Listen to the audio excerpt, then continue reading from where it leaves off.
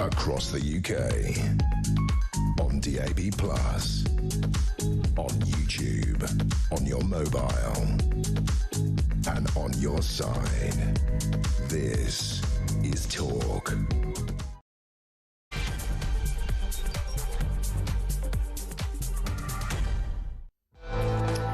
Hello there, and a very good evening to you. It is Petrie here with you for the next 3 hours. Yes, we got the 3 hours back all of this week.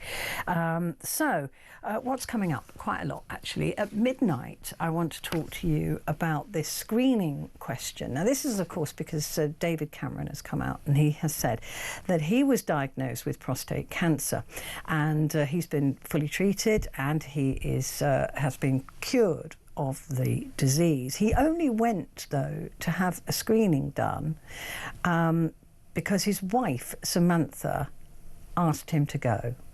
She said, look, you really ought to go and have this PSA test. So he did go and have the PSA test. It turned out that he did have prostate cancer, and it was caught early enough, and he is now living in a cure of prostate cancer. Now, he's calling for a full-on screening of this disease for men, and just like women have the breast screening and cervical cancer screening. So there's already these programs in place. The arguments against having this screening is that the PSA test, they said, is unreliable, and it's a prostate antigen test. And they said it's unreliable because some people with a high PSA cannot have prostate cancer, and some people with a low PSA can. So they're saying that the test is unreliable, it will cause unnecessary anxiety and cause unnecessary stress. But on the whole, I want to know from you, have you been helped by a screening program? Now, this will go out to women on this issue, or as a man, did you push yourself forward for this PSA test? Were you glad that you did? So I want to know from you about these screening programs, and should there be a prostate screening program, given the fact that the test is, they say, unreliable? I think the answer has got to be yes, there has to be a screening program. But if there was a screening program and you got the letter through as a guy, would you go? Or would you, like many women tragically do, just ignore it? So there's a lot of questions to ask about these screening programs, but it really is a hot topic at the moment. It looks likely that this week it will be agreed that there'll be some form of screening program for men for prostate cancer. So we'll wait and see if it actually persuades you men to go, or if you've got a letter, would your wife just make you go anyway, or your girlfriend, or your sister, or your mother? So give me a call. The number you're going to need for that, for the phone in at midnight, is 0344 499 1000. You can also text the word talk and your message to 87222. So I want to hear your stories about, if you've been called to a screening and you've gone and it saved your life, or you didn't go to a screening and you wish you had. So all of those things, because what I want to do by the end of that hour is persuade every single man listening that even if there isn't a screening program, if you're over the age of 50, please go and have a PSA test. That's really my aim for this evening and into tomorrow morning. So that's what's coming up.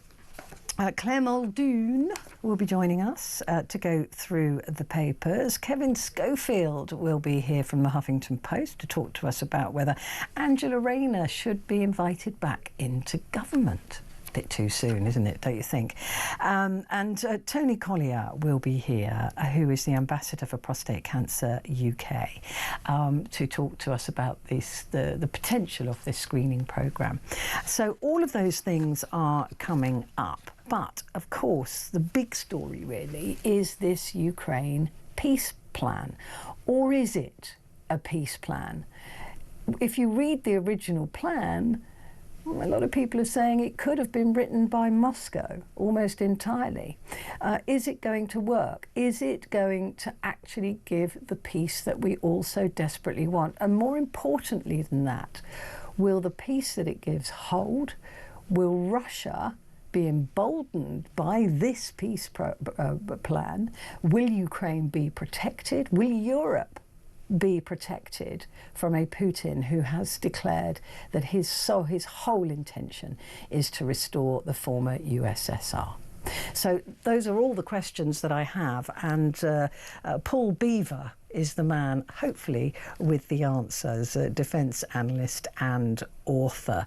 Paul, it is so good to talk to you on this topic. You were my number one pick for this. Oh, so kind. You're so kind. Genuinely were.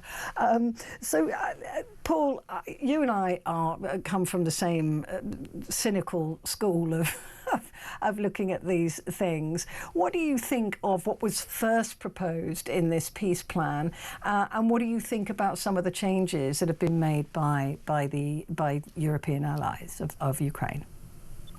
I was heartened to hear your introduction say that it could well have been written in the Kremlin, because that's the impression I got from everything that I saw.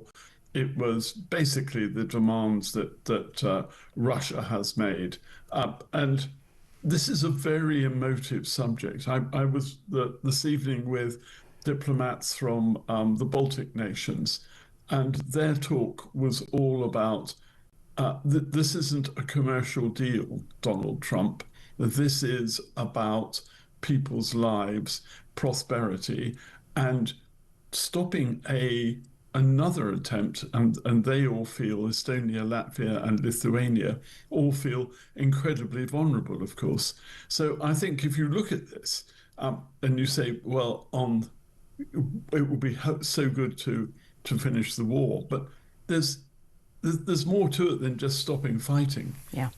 It's about security guarantees for Ukraine. I mean, there's a really, really strong and resilient leader in Zelensky, who is just standing up for his people in the most amazing way. What a hero he is. And he won't accept losing any land. I mean, Russia first invaded in 2014, and everything that Russia said it will do, it's gone back on. But somehow the White House just doesn't understand that. And the biggest sticking point for Zelensky, he said it absolutely is to just give up that land. And Luhansk, Donetsk,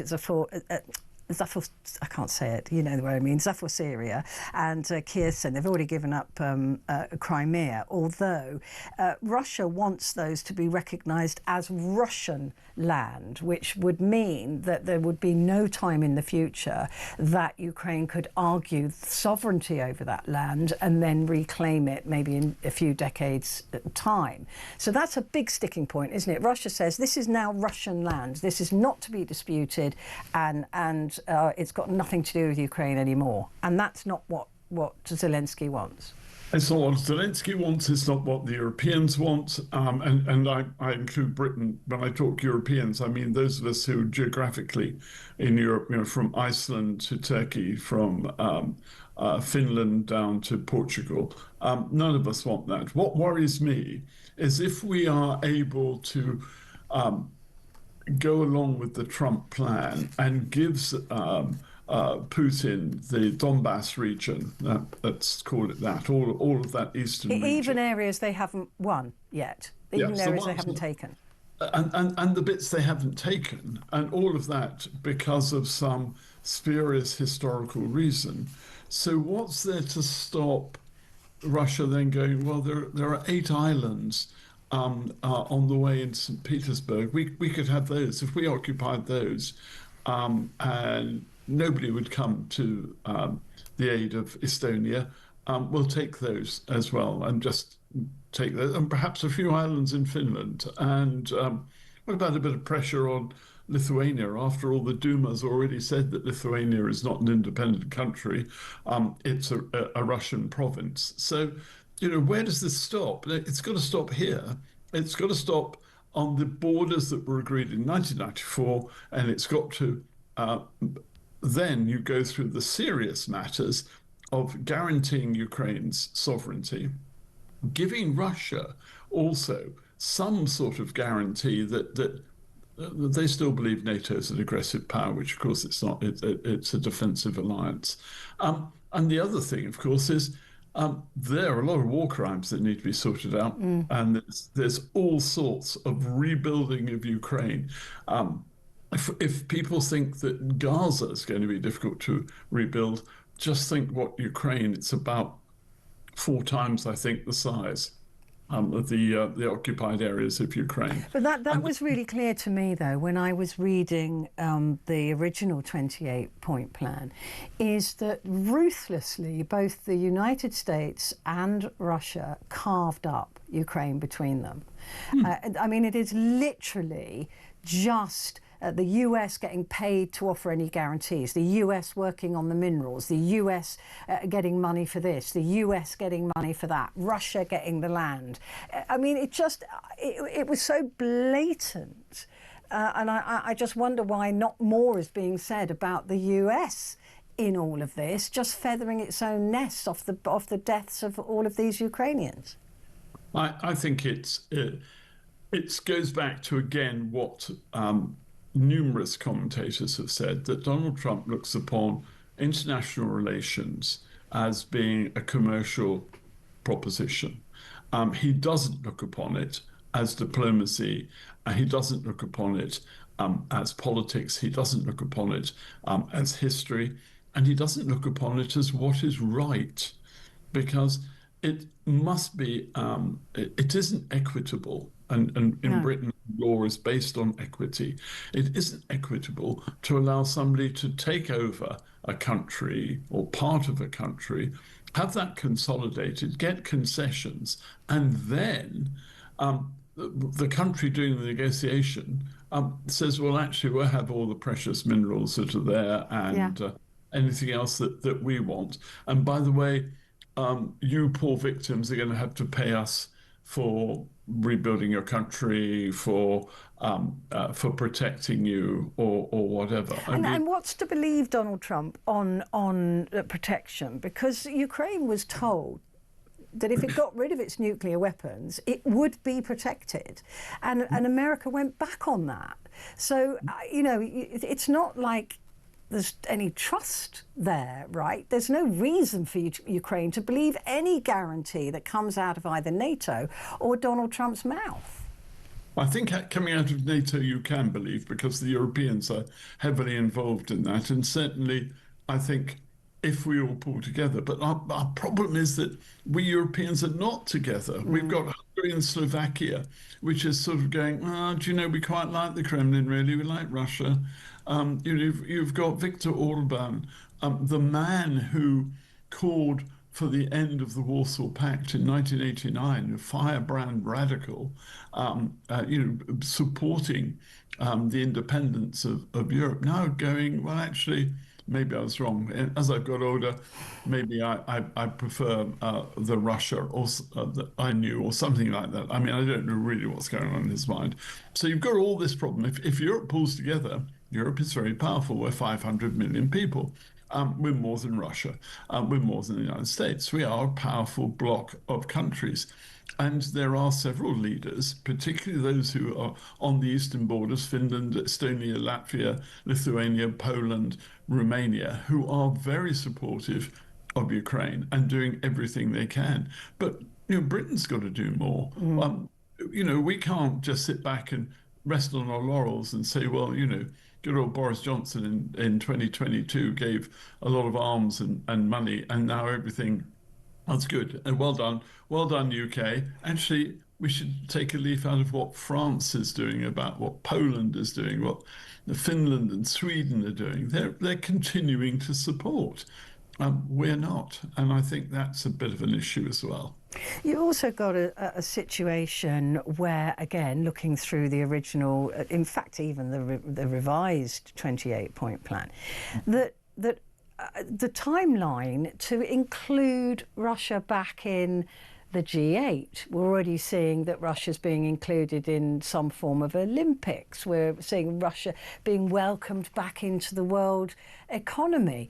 That surely it's way too soon to have that on a 28-point plan. It is, and why are we rewarding an invader? Yeah. Are we getting ready to reward China for invading Taiwan?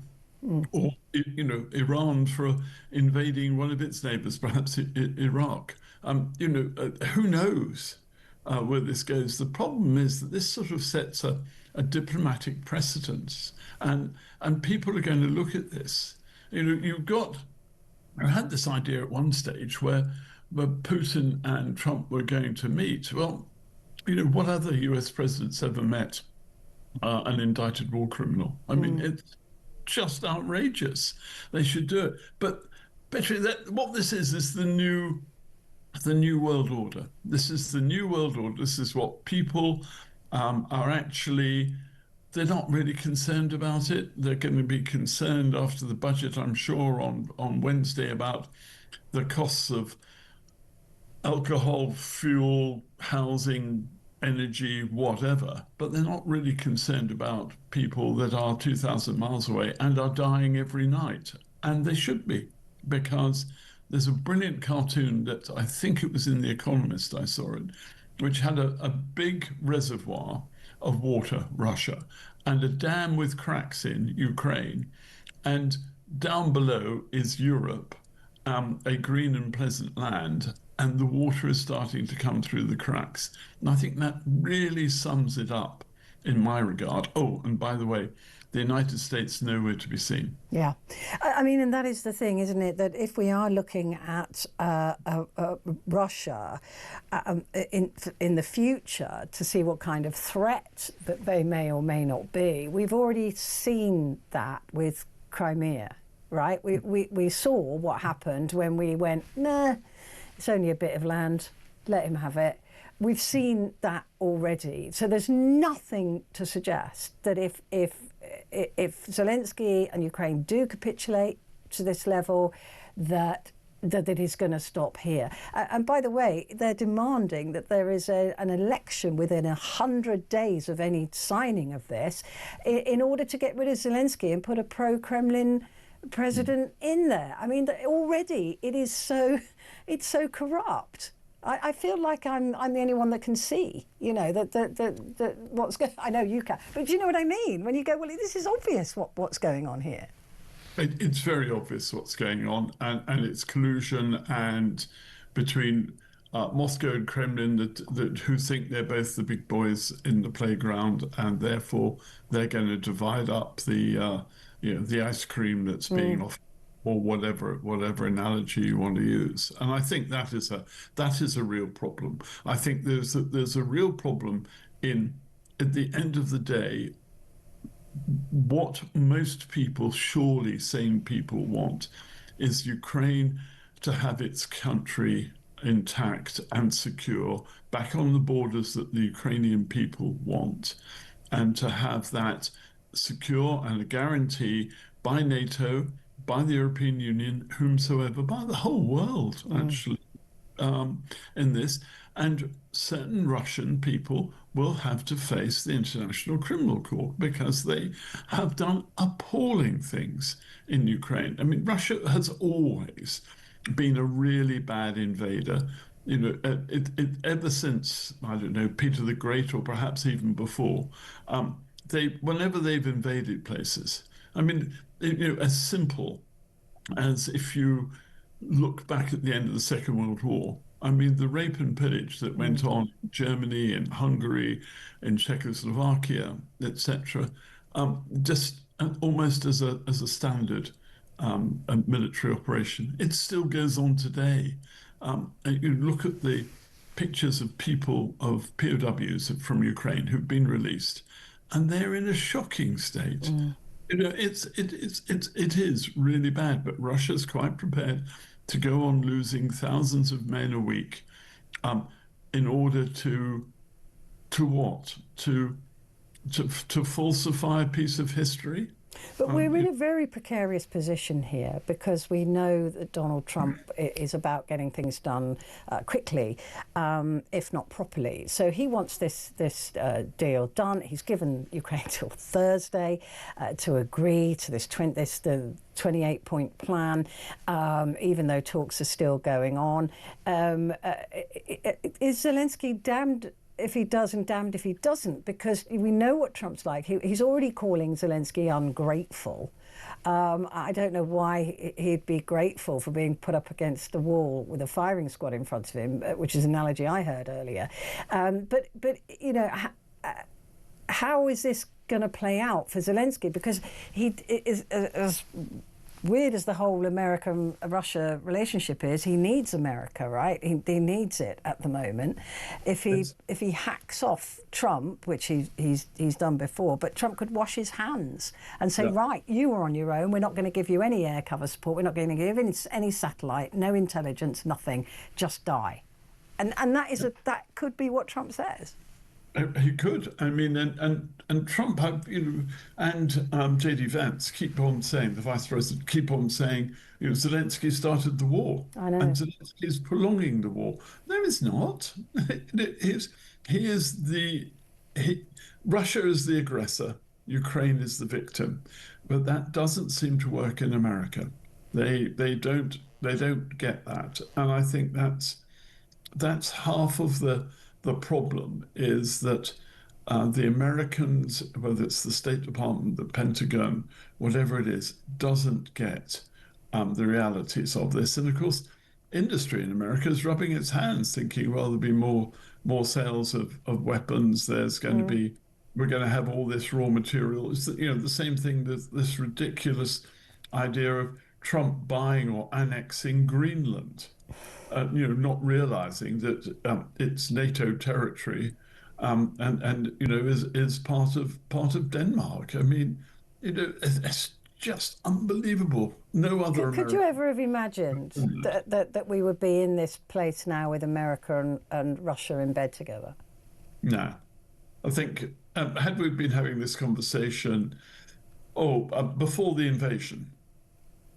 I think I would have said that should Russia be foolish enough to invade, America would come in and support with NATO, and they would do everything in their power. As it promised it would, yeah. As they promised they would, and sanctions against oil and the like. But then you talk to people and they say, well, we can't do proper sanctions because if we do, the American banking system's in jeopardy. And it's already the American stock market closed, I think, with the stocks in arms companies going down because they think there might be peace and they won't be able to sell any more weapons. I mean, that which is bonkers, but that's the sort of thing that Trump's interested in. He's interested in commerce.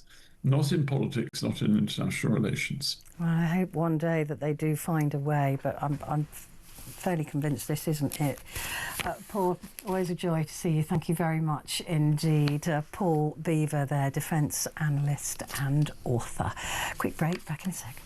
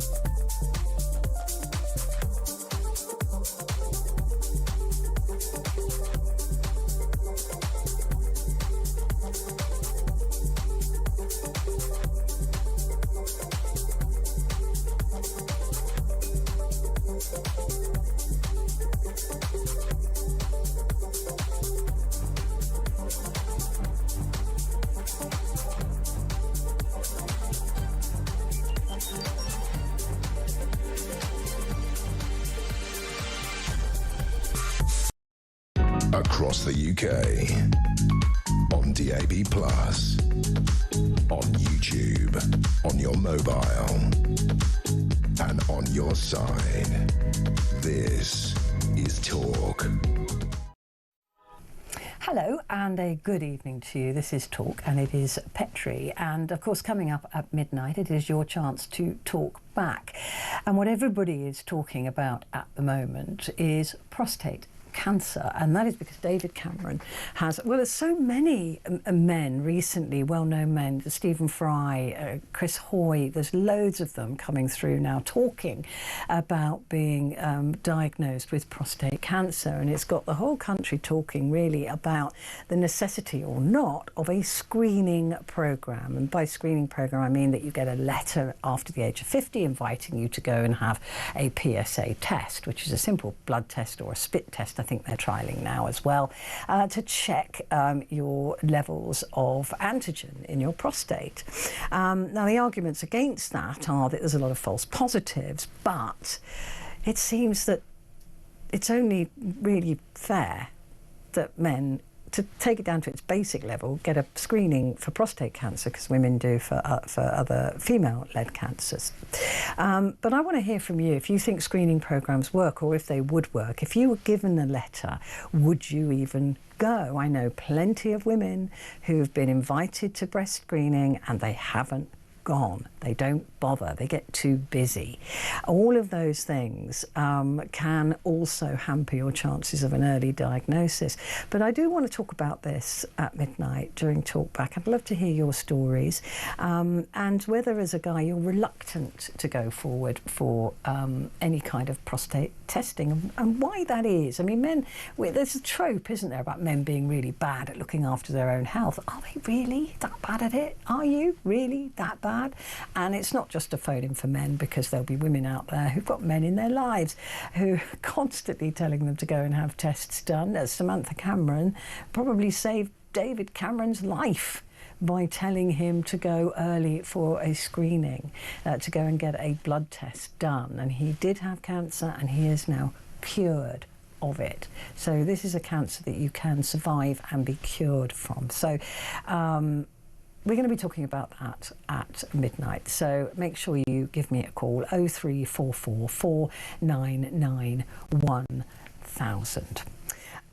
So that is coming up. We're going to be talking actually just in a moment to Tony Collier, who's the ambassador for Prostate Cancer UK, and he's also a cancer patient himself. So we're going to be having a conversation with him in just a moment. But first, we're going to give you the chance, you and a mate, the chance to win the ultimate trip of a lifetime to Las Vegas. Your journey kicks off in style with exclusive lounge access at Heathrow, followed by an upper-class comfort flight with live flat beds and top-tier service all the way to Vegas. When you land, you'll check into a luxurious spa villa for 4 nights, cheer from the stands as the Las Vegas Raiders take on the Kansas City Chiefs, and we're even throwing in $5,000 worth of cash to enjoy while you're there. So clear your calendar. It's January 2nd to the 7th, 26, because this could be, what a start to the new year that would be. Stay where you are to get your details. 21 plus, UK excluding Northern Ireland. For a chance to win, text TALK to 83338. Text at £2 plus standard network rate. Bill payer's permission required. Or call 03434239761. Calls are charged at standard rate. All entries must be received by the 28th of November at 4 p.m. This is a network promotion. Run across TalkSport, Virgin Radio UK and Talk. Full terms and conditions at talksport.com.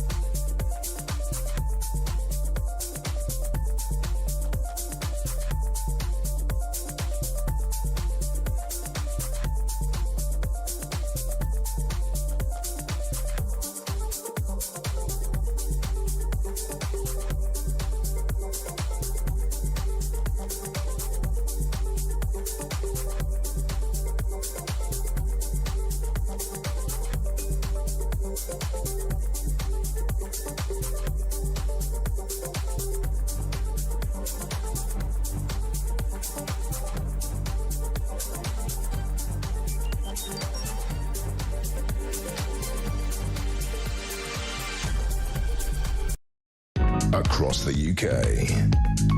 On DAB+, on YouTube, on your mobile, and on your side. This is Talk. Hello there, good evening to you. It is Petrie here with you. Coming up at the top of the hour is Claire Muldoon. She will be here to go through the papers for Tuesday. But first, former Prime Minister David Cameron has revealed that he has been treated for prostate cancer. Lord Cameron said in an interview to the Times newspaper that it was his wife Samantha who urged him to go for a checkup after listening to a radio interview. He had a prostate-specific antigen test, that's the PSA test, earlier this year, followed by an MRI scan and a biopsy. He was then treated with focal therapy, which targets the area where the tumour is present, using methods such as ultrasound waves to destroy the cancer cells. Prostate cancer is one of the most common cancers in England, with an estimated 55,000 diagnoses a year. Well, the first NHS screening programme could be given the green light this week, as the government's National Screening Committee will meet on Thursday to make a decision that could revolutionise early detection and treatments. There's also a major prostate screening trial aimed at finding the best way to detect the disease has also been launched already in the UK. First letters have been sent out from GPs inviting men to join the study, the biggest of its kind in decades. So these two things are running parallel to each other. Well, to discuss this further with me is Tony Collier, BEM, that's a British Empire Medal, Ambassador for Prostate Cancer UK and a prostate cancer patient himself. Tony, a very good evening to you. Thank you so much for joining me.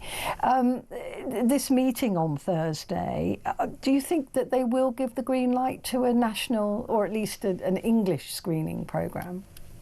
I don't think for a minute that they'll actually allow a full population-wide screening programme.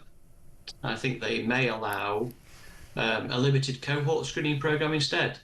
So that would be the men at greatest risk would be black men, because they're at twice the risk of white men. Men with a family history, because they're 2.5 times at greater risk, and men with a BRCA gene, BRCA1 and 2, because they're also at greater risk. So I think there's a possibility they may allow that. Time will tell.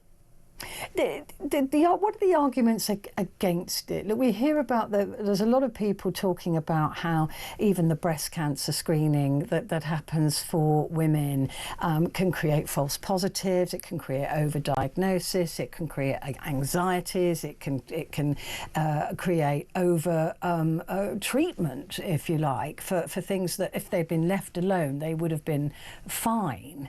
So are they the same arguments for prostate cancer screening?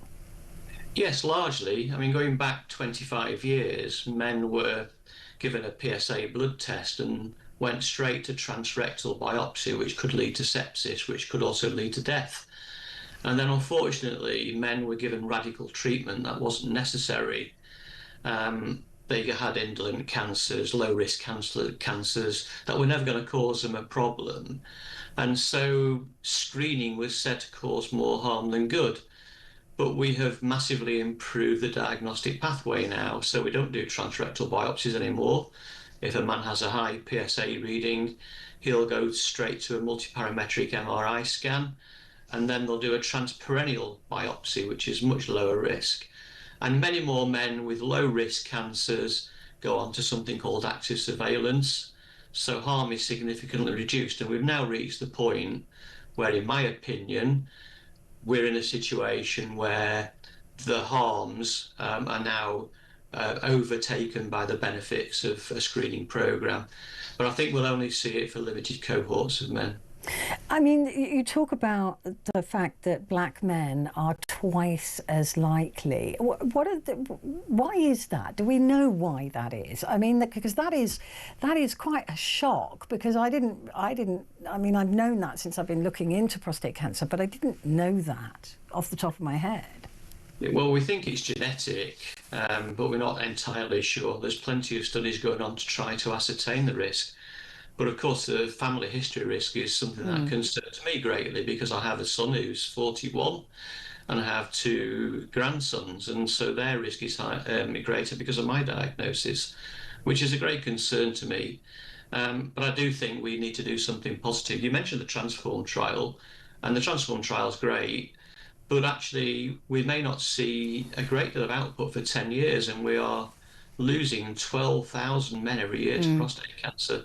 I mean, so far this year, I've lost a friend to prostate cancer, and I have another friend who is actually going through, probably reaching towards his last Christmas this year, that's the real harm of late diagnosis. And we have this horrendous situation at the moment where men diagnosed with advanced stage prostate cancer, like I was, are actually being undertreated, and particularly the elderly, the older population of men diagnosed with metastatic prostate cancer are actually being undertreated, and that's where the harm is being caused. We need to do much better at making sure that men who are diagnosed with metastatic prostate cancer, like I was, get the best possible treatment, working in conjunction with the healthcare professionals to make an informed decision using shared decision making, where the patient has as much say in the treatment options as the clinician does.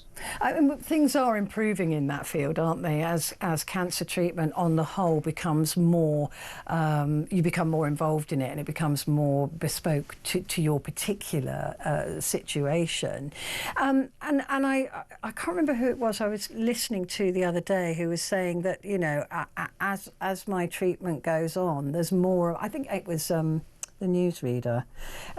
He was saying that, you know, that there's lots of treatments available now, that actually as you run into a dead end on one, it's not the end. There is something else that can be tried. Well, it's improved. I mean, 8.5 years ago when I was diagnosed, treatment options were actually quite limited. They have definitely improved in 8.5 years. But the reality is that for men with metastatic prostate cancer, the 5-year survival rate is still very poor. You know, probably about 30% of men with stage 4 diagnosis only survive 5 years, so 30% survive 5 years. And I'm one of the very lucky ones. I'm at 8.5 years since my diagnosis. Wow. And I'm doing incredibly well, but I've been a super responder to a particular treatment. But we need to make sure that men who are diagnosed with metastatic cancer get the best treatments. And I got the best treatment for me, but only because I advocated for it. I literally asked for that particular treatment because I heard about it. How late a diagnosis did you receive, if you don't mind my asking? Right, so I was training for one of the world's toughest ultramarathons in 2017, and I had what I thought was a runner's groin strain. That started in the May. That started in the February. I was diagnosed in the May, and I was told I might only have 2 years to live. Oh. And I was also told that I'd probably had the cancer developing for 10 years, and I'd been completely symptom-free until the groin strain started in the February. And what age were you when? I was 60 when I was diagnosed. I'm 68 now. Yeah. I can't believe you're 68. When you said you had a son of 41, I actually did a double take. I looked at you on a bigger screen, thinking that's not possible. So you were 60. Had there been a screening programme that called you to go for a test at 50, would you have gone? I'm not entirely sure. The reality is that I found out after my diagnosis that I'd actually had a right to a PSA blood test at the age of 50. And if I had in fact known about my right to a PSA test and gone for that test every year from 50 to 60, my cancer would have been diagnosed early when it was still curable. But the reality is that we need men to be aware that they have a right to this test.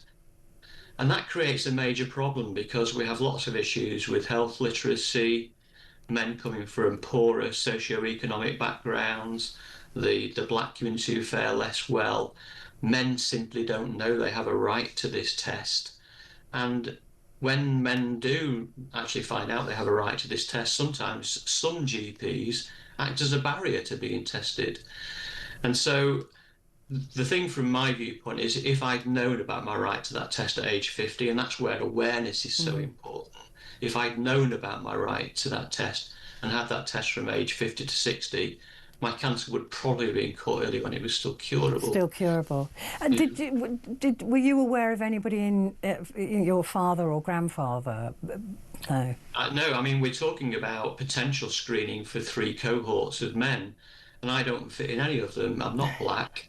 I don't have a family history of it, and my sister unfortunately died of breast cancer at the age of 54, just about the same time as I was diagnosed. Oh gosh.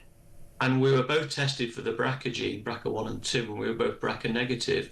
So I wouldn't have qualified in that cohort. So I do believe testing is really important for, population-wide. I don't think we're going to see that just yet. The Transform trial is very important, and I think the Transform trial will give us more evidence to support the fact that screening for the population is the right thing to do, and it will give us better ideas of what methodology to use. But I think we can't get around this issue that too many men are being diagnosed with metastatic prostate cancer. We have regional variances. So, for example, I'm in the northwest of England, where 17% of men diagnosed with prostate cancer are terminal at diagnosis. In London, that's 12%. Yeah. In Scotland, it's 35%. So we have all these horrendous healthcare inequalities. And then we have men diagnosed with metastatic prostate cancer, but only 50% or so of those men are given the best possible treatments. And that's where we're falling down. If you're diagnosed at, say, 72, you're still fit and well, but people say, well, you can't have that treatment because you're too old. Well, that's not right. We need to make sure, irrespective of age, that men work with their healthcare professionals, clinicians, to get the best possible treatment. Absolutely. Shared decision-making is so important. Absolutely. Well, Tony, I wish you absolutely a perfect future in your journey with this disease. I'm sure you're going to beat it. And I cannot believe that you've got a son of 41. I think you're lying. Tony, good to talk to you. Thank you very much indeed. Tony Collier there, Ambassador for Prostate Cancer and also a prostate cancer patient. That's our phone in coming up at 12 o'clock.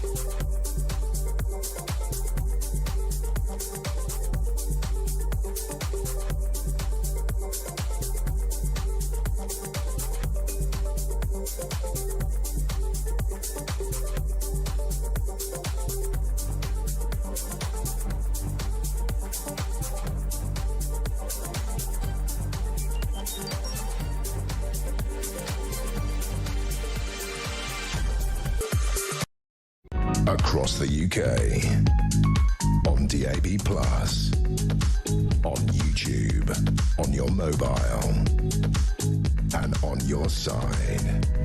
This is Talk. Hello there, this is Talk and it is Petrie here. Well, a poll of Labour members this weekend found out that Andy Burnham, Ed Miliband, Angela Rayner, Wes Streeting and Larry the Cat, I think we should throw that one in, would all win a head-to-head leadership contest against Keir Starmer, according to a poll of Labour members.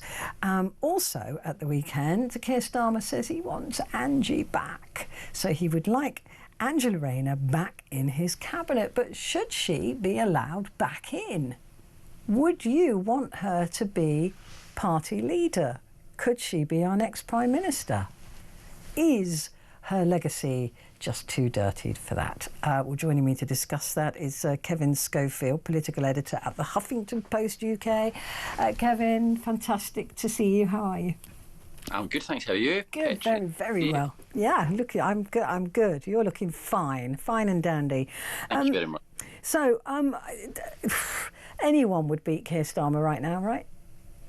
I mean, the photocopier would probably be. Yeah, probably. Although I think Bridget Phillipson, at that point, Bridget Phillipson loses to him, which doesn't say much for Bridget Phillipson. Not really. I mean, she did just lose the deputy leadership to Lucy Powell as well. But yeah, you're right. Andy Burnham, Angela Rayner, Ed Miliband, Wes Streeting, they would all beat him. And it's not really that much of a surprise, was it? Because his popularity is through the floor. It's been a pretty precipitous decline ever since he became Prime Minister, really. I think the public have made up their minds about him. You speak to Labour MPs, they tell you as well that the reception they get on the doorstep about Keir Starmer is overwhelmingly negative. So yeah, I think that's why they want to avoid a leadership challenge at all costs, because were it to happen, then he would undoubtedly lose, I think. But is that why he wants his pal Angie, Angela Rayner, back in the fold, because she's less dangerous inside the tent than she is outside of it? Yeah, exactly. I mean, she is undoubtedly still popular with Labour Party members. They see her as sort of flying the left-wing flag. She's got a great backstory. Obviously, she has an ability to connect with ordinary voters, I think, in a way that Keir Starmer just can't. I mean, I don't know. I mean, if I was interviewing her, I would not let her off the hook about not paying her taxes. I mean, no, do you know what I mean? She would. There would be no interview for the next 20 years that would ever let her off the hook for that. Yeah, and she would obviously have to answer those questions again and again and again. There's no getting away from the ignominious way in which she had to resign in shame, really. But I wouldn't rule her out for sure. And I think, I think she was quite certainly an effective communicator in a party, in a government, which, you know, they're pretty thin on the ground. Wes Streeting, who we just talked about, he's probably the best communicator they've got. It's certainly not Keir Starmer. And, you know, leaving aside her unfortunate run-in with the taxman, you know, she did. You spoke to a lot of Conservatives as well. They say they actually admired her from, you know, given where she came from, her personal backstory. Do you know what? That is so patronising. I hear this all the time. Oh, working class lass done good. It's so patronising, isn't it? Oh, look at her, this little woman who started off in poverty and she became deputy leader. It's honestly, I find it so tedious. I think, though, it's quite different from so many politicians. I think people are sick and tired of your identikit politicians who went to Oxbridge, who were maybe lawyers or have been professional politicians their entire life. You know, they were special advisors and then were given... I'd rather that their present and their future made them good people, rather than whatever past they might have had. Oh, my dad was a bus driver. Oh, my dad worked in a factory. It's just, I don't think it sells. I just don't. But you speak to a lot of people, they do want politicians who have a bit of life experience about them and haven't just always been politicians. And I think, certainly as far as the cabinet is concerned, I think that marked her out as just being a little bit different. Now, I'm not sitting here saying that she's definitely going to come back and get a big cabinet job and that she's definitely going to become Prime Minister, but I think she would definitely be in the conversation. Just for argument's sake, say in 6 months' time, the local elections are really bad for Labour, They're still tanking in the opinion polls. It looks like they're heading for an absolute catastrophe at the general election. They lose in Scotland, they lose in Wales, they lose hundreds of seats in England. And the men in grey suits tap Keir Starmer on the shoulder and say, look, your time's up, I'm afraid. I think Angela Rayner, by that time as well, quite a lot of time will have passed. And of course, she will obviously have to answer all of those questions, but it will be the Labour membership who would ultimately decide who'd be the leader. And I think she goes down really well with them. What do you make of the, cynical reporting this weekend that Angela Rayner's flat in the south of England was a calculated purchase in order for her to win another seat that she may well lose up north? Well, yeah, it wouldn't surprise me, let's just say that, because you look at the polling in her neck of the woods, and she would have a fight in her hands to hang on to that seat that she has at the moment. The south of England, Brighton, that area, you're looking at much more left. Well, the opposition there are the Greens and Labour, not Reform. Exactly. So she would probably, if they chose the right seat in Brighton, then I think she would be pretty much guaranteed to become an MP. But again, a lot of people don't like that chicken run look. Wes Streeting is someone else. You hear a lot of rumours now. He denies it, but his majority is something like 500. And a lot of folks say that seat's gone for him come the next election, come what may. So he's going to have to find somewhere a little bit safer. The problem I've got, though, Labour, at the moment is there aren't very many safe seats around. If you look at the opinion polls, there's nowhere where you can say they're guaranteed to win. No, 600 MPs into probably 20 safe seats. It's not a mathematical. Yeah, it's a bit of a bun fight. It's not. It's like musical chairs, isn't it? Elbowing each other out of the way. There was also a report, wasn't there, saying that if there was an election today, that the Tories would be annihilated. Reform would get 428 seats, I think it was, and Labour a few scraps around the edges. That's got to make Keir Starmer nervous, hasn't it? Oh, incredibly nervous. Not just Keir Starmer, but a lot of his MPs as well. Now, if you remember last year at the election, a lot of Labour MPs won with very small majorities, and they've already pretty much given up. They've realised that, barring some sort of unforeseeable set of events, they're guaranteed to lose their seats next time around. Yeah. So they're all looking at the same opinion polls as we are, and they're in a pretty miserable place right now. So, with Angela Rayner at the moment, there's reports that they're going to try and PR her a bit over the next few months. What can we see her doing? Kissing babies, talking in a northern accent about poverty? I don't know. What's she going to do? I think we'll see her. I think you might see more stories about her backstory, big interviews with, weekend magazines, that type of thing. Going on this morning, something like that. Oh, that type of thing. Yeah, absolutely. You probably see her making quite a lot of interventions politically. I think whether that's helpful or not for Keir Starmer remains to be seen. She's already actually a bit more active than she had been previously. She'll lay low, obviously, for 2 or 3 months after she had to resign. But she made her first speech in Parliament since her resignation about 2 or 3 weeks ago, was very well received. Incidentally, very interestingly, lots of cabinet members turned up to sort of lend her moral support. I think just to show that, she still has quite a lot of support within the Parliament. Well, the unions love her. The unions love her. They certainly do. And that's because of her workers' rights bill, isn't it? Kevin, thank you. Why can't you be a politician? I'd vote for you. That would be great. Kevin Schofield, political editor at the Huffington Post UK. Right, stay where you are, because coming up we're going through the newspapers for Tuesday with Miss Muldoon.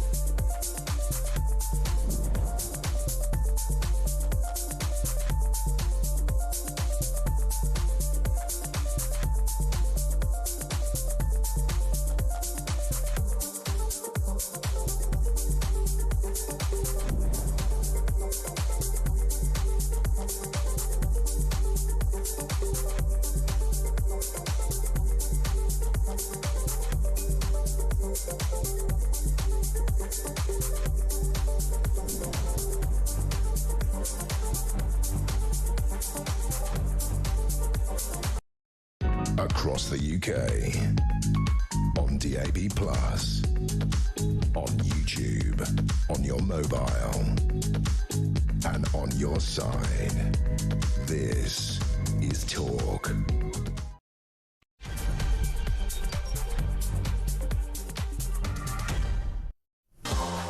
Hello there, and a good evening to you. This is Petrie here with you through until 1 o'clock. And coming up at midnight, we are talking prostate cancer. We're talking about screening programmes, and whether you think that there should be a full screening programme for prostate cancer for men in this country. It would probably only be in England, because Wales and Scotland have their own separate NHSs, as we know. But do you think that it is time there was a screening programme? Have you yourself been saved by a screening programme? If you got a letter saying please come forward for a test, would you even do it? I know plenty of women who stupidly don't go. They just don't go. They didn't go for the smear test. They didn't go for their breast cancer test. If ever I get a screening letter, I'm there. I just can't bear the thought of not doing it and what might happen if I didn't do it. So would you even go if you were asked? At the age of 50, you are entitled as a man to ask your doctor for a PSA test. You are entitled to do that. And if there's one thing I am going to achieve by 1 o'clock tomorrow morning, it is to let you all know that that's available to you, and to nag, for want of a better word, you into going and having that tested, particularly if you've got any family who've had prostate cancer or you are a black man. So those are the two criteria that I'm going to nag a lot about. But that's what I'm going to be talking about at midnight. I'd love to hear your stories, and from women as well. If a screening, you reluctantly went for a screening and you found out that you had a lump, and you know it was the best thing you ever did was to go for that screening. I'm trying to get the men to go. So if you've got any stories like that, please do give me a call. And those of you out there who have been diagnosed with prostate cancer, I'd love to hear your stories as well. And again, this is all about encouraging men to go and get the test. So that's what I'm doing at midnight. So please do give me a call, 0344 499 1000. Text the word talk and your message to 87222.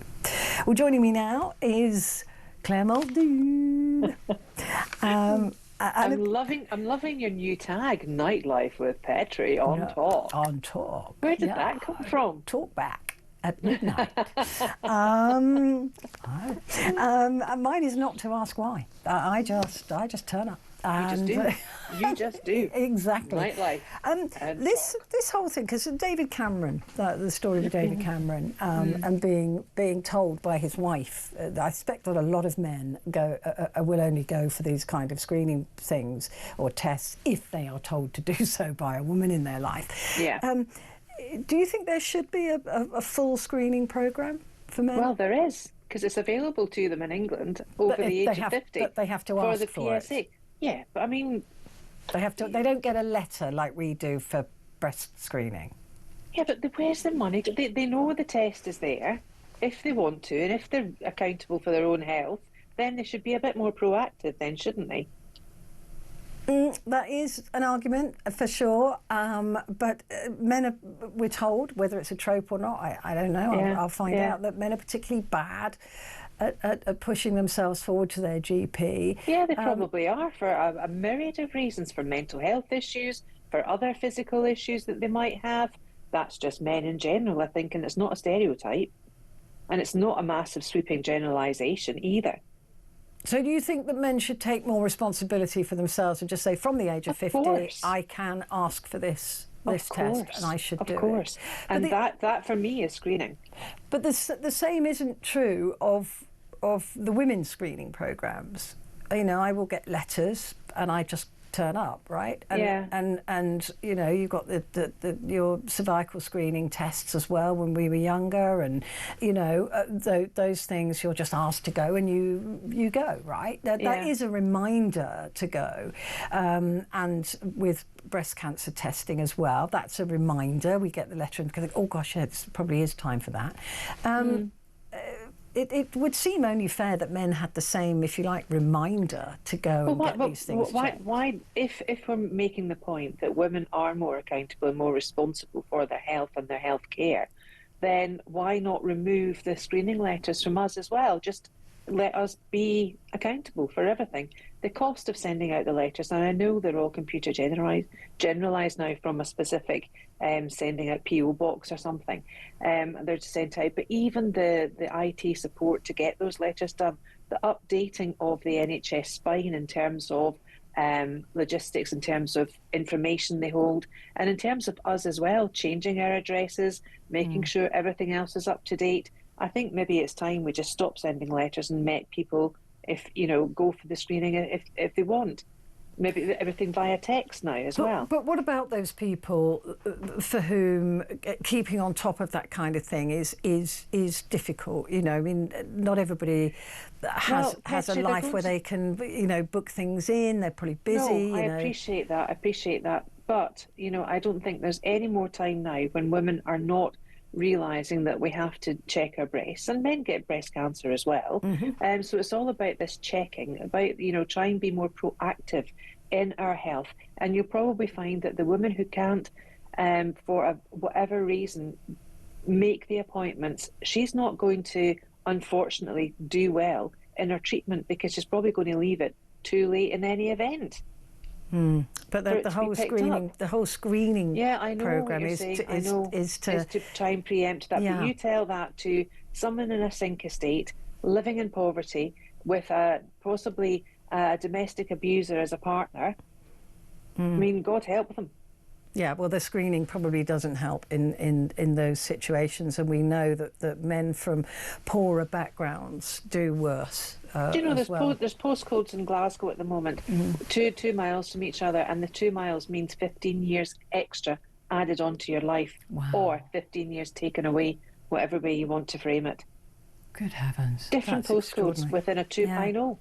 That is extraordinary. That's what we should be tackling. Yeah. The inequality in healthcare, the inequality. And the only way really to deal with that is for us to take more personal responsibility as well. Because if you come from that poorer background, you must push yourself further and faster and further to get the tests that you are allowed to have. And a letter coming through the letterbox isn't going to help them. No, I do wonder how many, because I do know women who don't go for their screenings, which drives me nuts actually. I'm too busy, or I'll do it next year, or I've lost the letter. I don't know what time the appointment. All of those things, and it's there, and it's not free, but it's free at the point of need, and it's a shame if people don't take advantage of it. Let's turn our attention to the papers, if we can, Claire, and the Sun newspaper. Jade's Jeff in Split Heartache. This is Jeff Brazier, who I have to say is one of the loveliest people I have ever met. He is adorable, and he has split from his wife, who he's been married to for 7 years, and yet they still refer to him as Jades. I know, that's what I was just about to say. That's my takeaway from that. Yeah, it's really sad that he's still owned by the nomenclature of Jade Goody, and being like her possession or hers, when he's not. He's an independent man who's been bringing up both their children. I mean, and he took them over to Australia. Incredible father. For Jade's funeral. And of course, the youngest son, Freddie or Bobby, I can't remember which one's the youngest, is only 21, and he's about to father a child. Yeah. And it's heartbreaking. And he admits that he had to go into rehab. This young boy. Yeah. He's got quite a fractious relationship with Jade's mum, Jackie, and she, has brought a lot of discomfort and disarray to that family unit, and I feel really sorry for Jeff Brazier's soon-to-be ex-wife, actually, because she's had to deal with these boys Yeah, from a she young really age. has, And she's stood by him. Yeah, and she's probably had to deal with all of the machinations that you've been talking about there. And I promise you, I've rarely met a nicer person. I mean, also she might not have had children either, because he might not have wanted them having the other two. So she's given up 7 years of her prime life. Yeah. But anyway, we don't know what goes on behind closed doors. No, I just hope that he's okay and she's okay, and the boys actually. Bobby once rang into a phone-in I was doing as a very young boy. Yeah, with his dad's permission. It was so sweet. Was really I mean, Jeff did celebrity race across the world with the youngest one as well. Yeah. And the older one was a model and in EastEnders. I mean, that he's done really well. He's done brilliant. I mean, boys. honestly, he did really, really excellent work with those boys. I mean, we used to just sit and chat. We would often be at these sort of award party things, and we would just sit together talking about being a parent to boys, and that was for hours. That would be our conversation, and everyone would think, "What are they talking about?" Kids, actually, kids.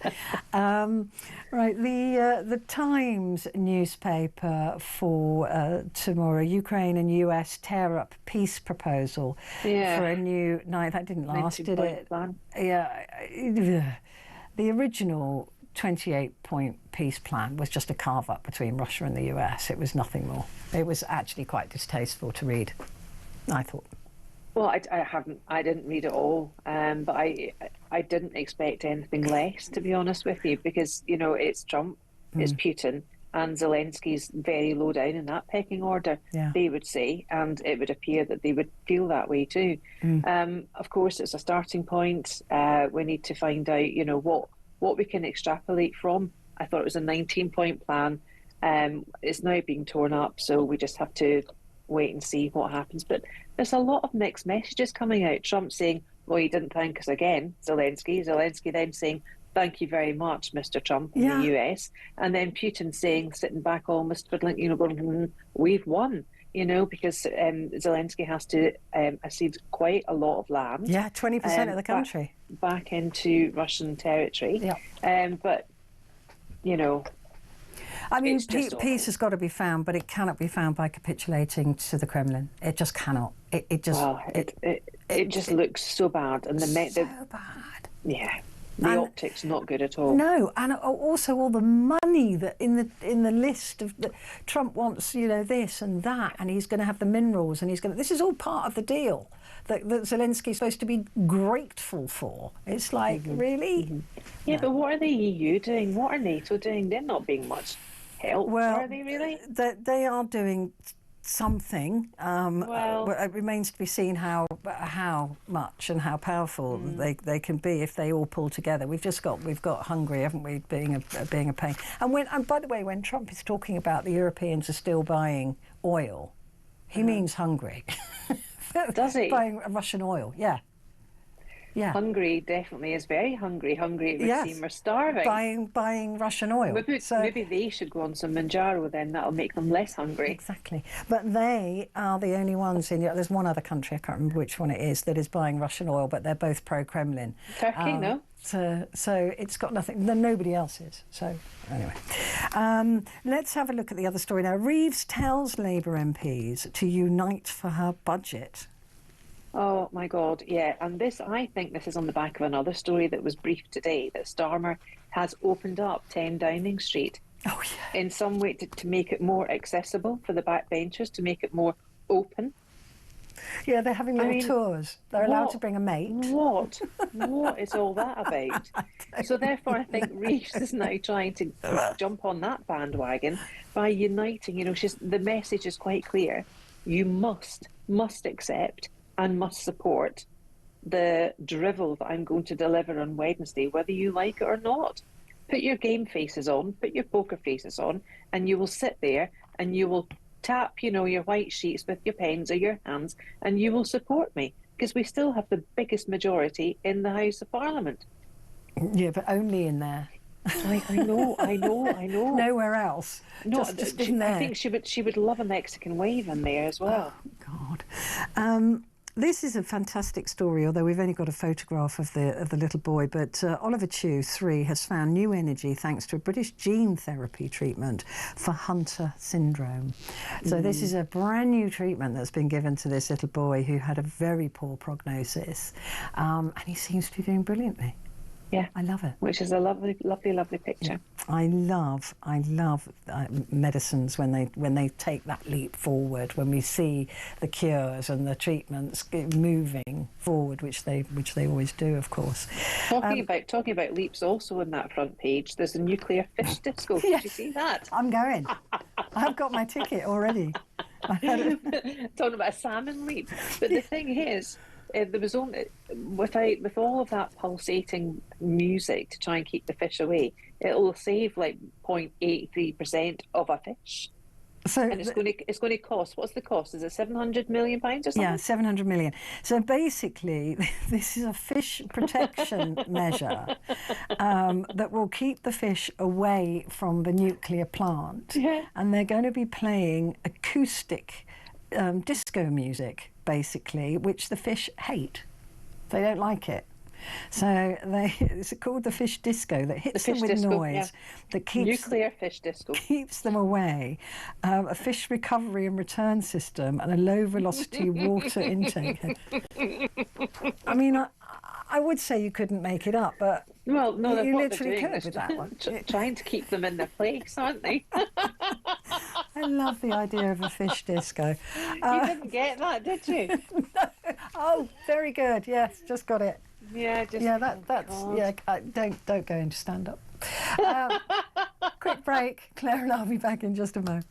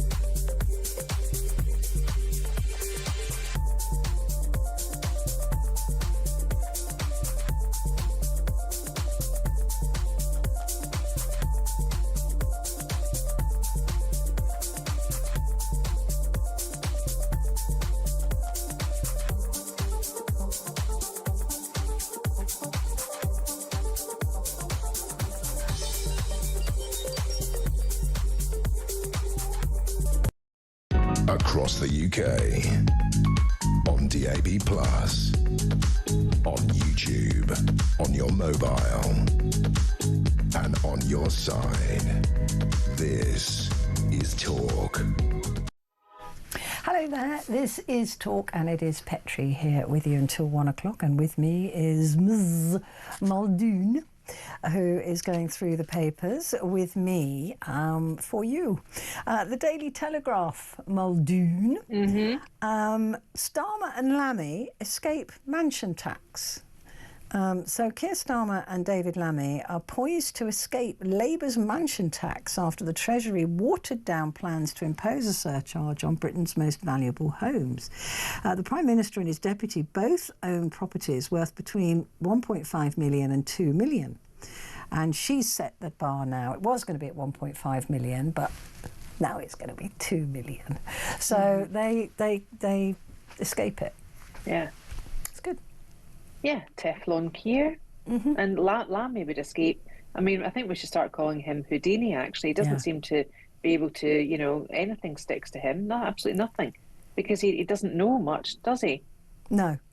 I mean, this is just very, it just stinks.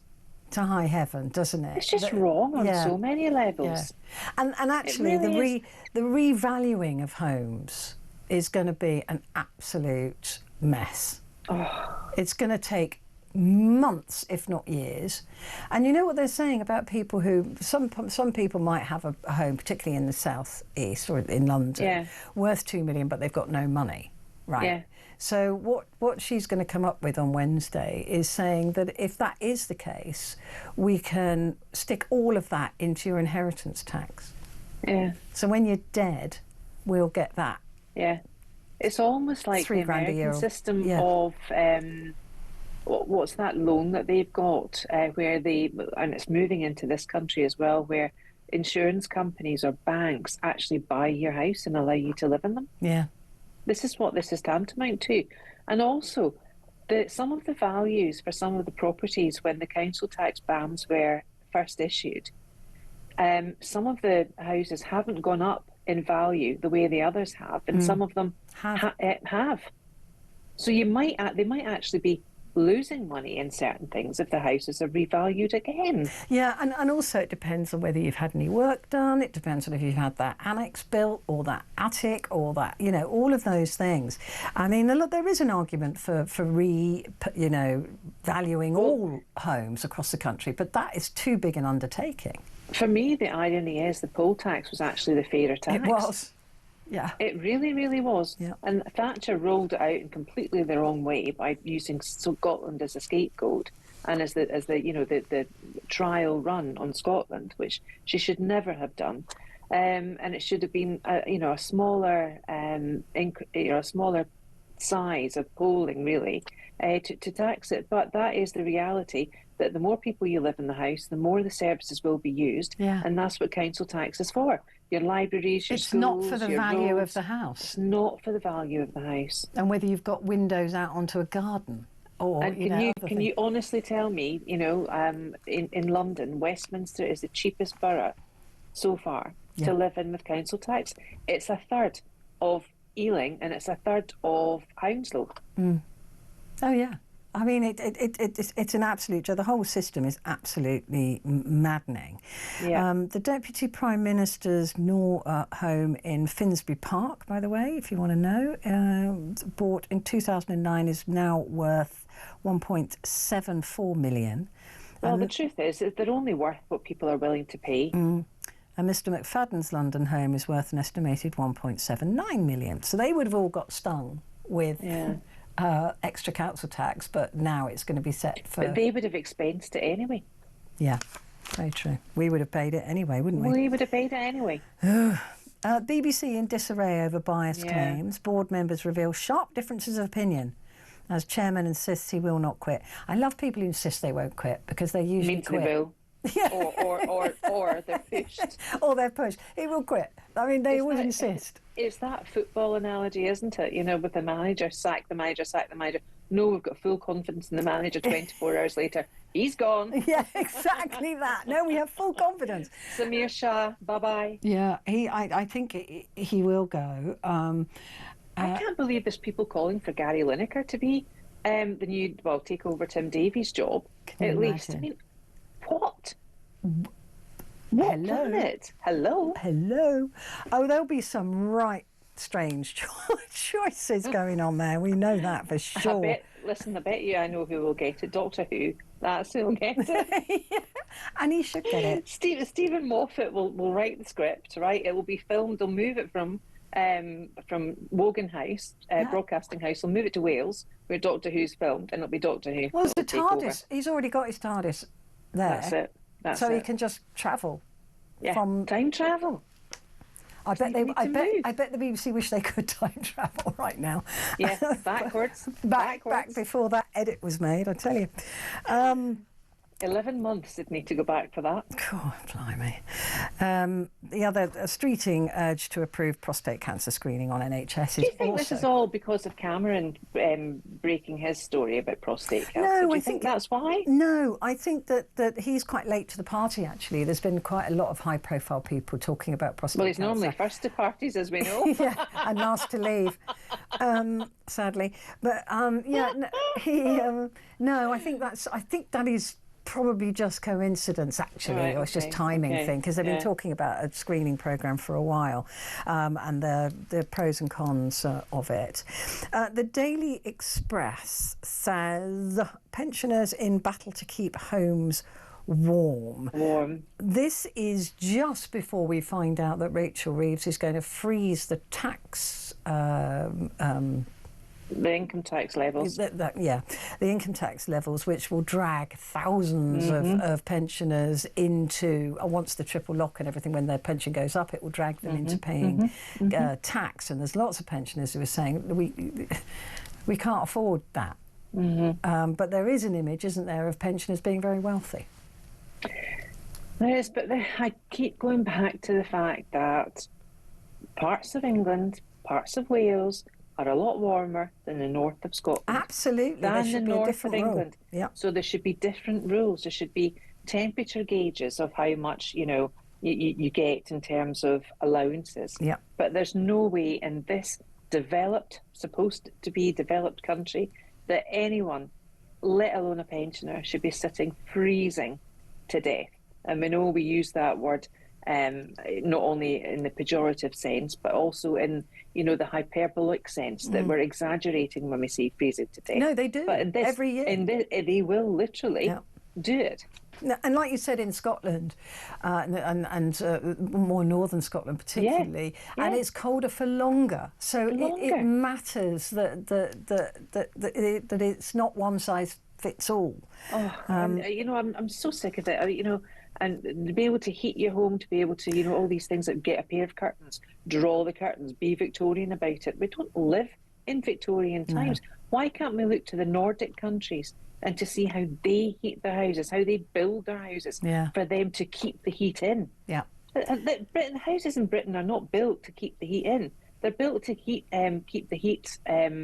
They're built to keep the heat in, but they're not even doing that very well. No. In the summer, it's sweltering. Yeah, it's too much. Yeah, we don't build for the climate that we're living in at the moment. But also, like you said, we are still supposed to be, and the sixth richest nation in the world, and yet this nonsense continues about heating or eating, or you read the advice columns and they say heat the person, not the room. It's like like you said, where are we in history here? This is absolutely ridiculous. Yeah. The Daily Mail is saying how now Reeves hits prudent savers as she prepares a 15 billion the ISAs, the cash ISAs. welfare splurge. The Chancellor to slash the annual cash ISA from 20,000 to 12. So you can't even save tax-free money anymore. My view is quite clear on this, actually, Petrie, because if people have taken these out, the rules that when they took them out should still stand until they take the money out of the ISA. I agree. This should be for new ISAs, not existing. Yeah. And also, she's preparing a 15 billion welfare increase. That's basically a pay rise. It's a 3% pay rise. When it was reported last week that 1,000 people were getting universal credit a day, clearing a day, where is that money coming from? How do they get it? How do they get access to it? I mean, I've heard estimates up to 5,000 as well. A day? Yeah.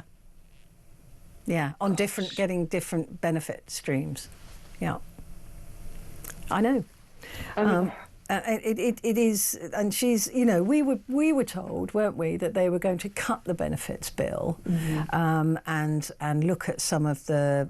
We know that there's abuse out there. We absolutely know that. And instead of cutting it by 5 billion, she's going to add to it by 15 billion. That will not go down well. Well, it'll go down well with people that are in receipt of said benefits.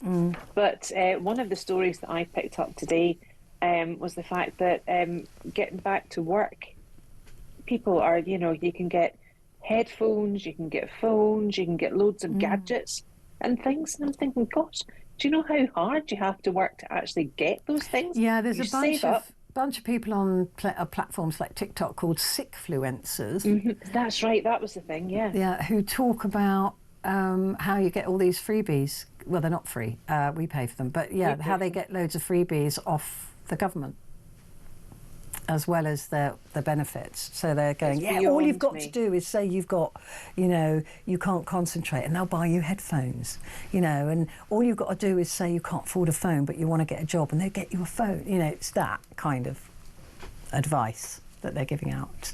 Good enough. Let's take a break, shall we? I'm a bit depressed now.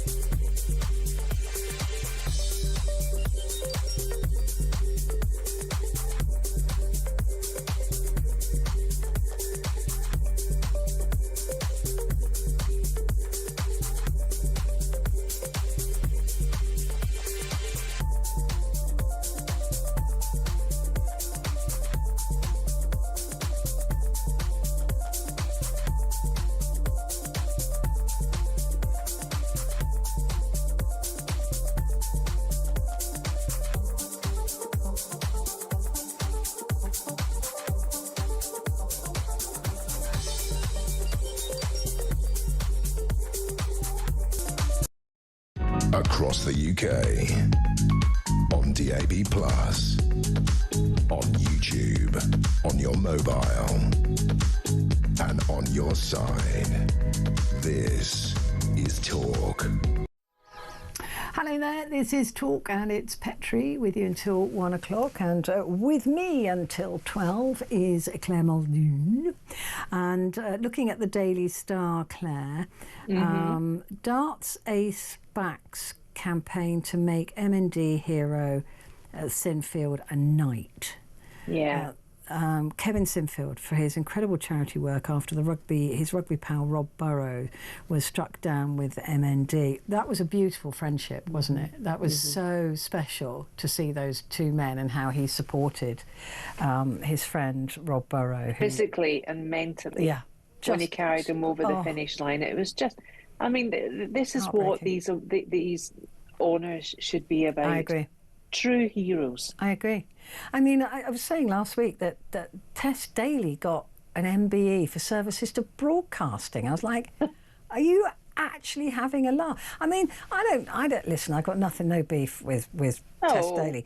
But she got an award for doing a job she loves and is well paid for. It's like when actors get it, unless they've done charity work as well. Yeah. Jog on. This is a true hero. This is somebody who deserves an award. Somebody who Tess Day MBE. Are you having a laugh? Well, what do you think then of Gary Oldman being knighted? Gary Oldman. We love Gary Oldman, don't we? We do love Gary Oldman, and he does take on some challenging roles, and he's always pushed the envelope when it comes to acting, but still, just for acting? Yeah. Probably not, because he's doing a job he loves and getting well remunerated for it. That's not worthy. I love him. I do genuinely love him, but no, not just for acting. Soza. So yeah, we back this as well. We back that campaign. We do. Yeah, and big giant tick. And there's 14-year-old Luke. How old is he? He's barely legal. I think he's 17. He's a full beard. Do you remember when his age came out and everybody went, "No, that's not true. He's not that. He's definitely at least 20 years older." I mean, he just always looked 20. He probably looked about 30 when he was newborn. He was 18, that's right. He was A 18. reverse Benjamin Button. He still is 18. He still is 18. How old was he when we first questioned his age? 16. 16? Yeah. So he was 16 looking 40. And now he's 18 looking about 45. Handsome, but 45. And I bet as a baby... well, he doesn't. He looks all right there. Luke, bless him. You know, when he was a baby, probably, and then Mum went, "No." There was a big darts game at the Houses of Parliament, House of Commons tonight. Was that? Yeah, I'm surprised Kevin Schofield actually wasn't there. I'm surprised he was at home. Was there a picture? Was there a picture of Keir Starmer right in the centre of Bullseye. or Rachel Reeves? One of the two, wouldn't it? Well, she can't count. She wouldn't be on a dartboard, would she? Well, she wouldn't be able to score it. No. 180. Yeah, that's the 180 degrees that whole cabinet's done on practically every single thing. On every single thing, yeah. Including her lying about not coming back for more taxes. Yes. The Daily Mirror reforms Russia crisis. The Daily Mirror have really got it in for Farage at the moment, haven't they? Well, I mean, this guy... Any more Vlad apples, Nigel?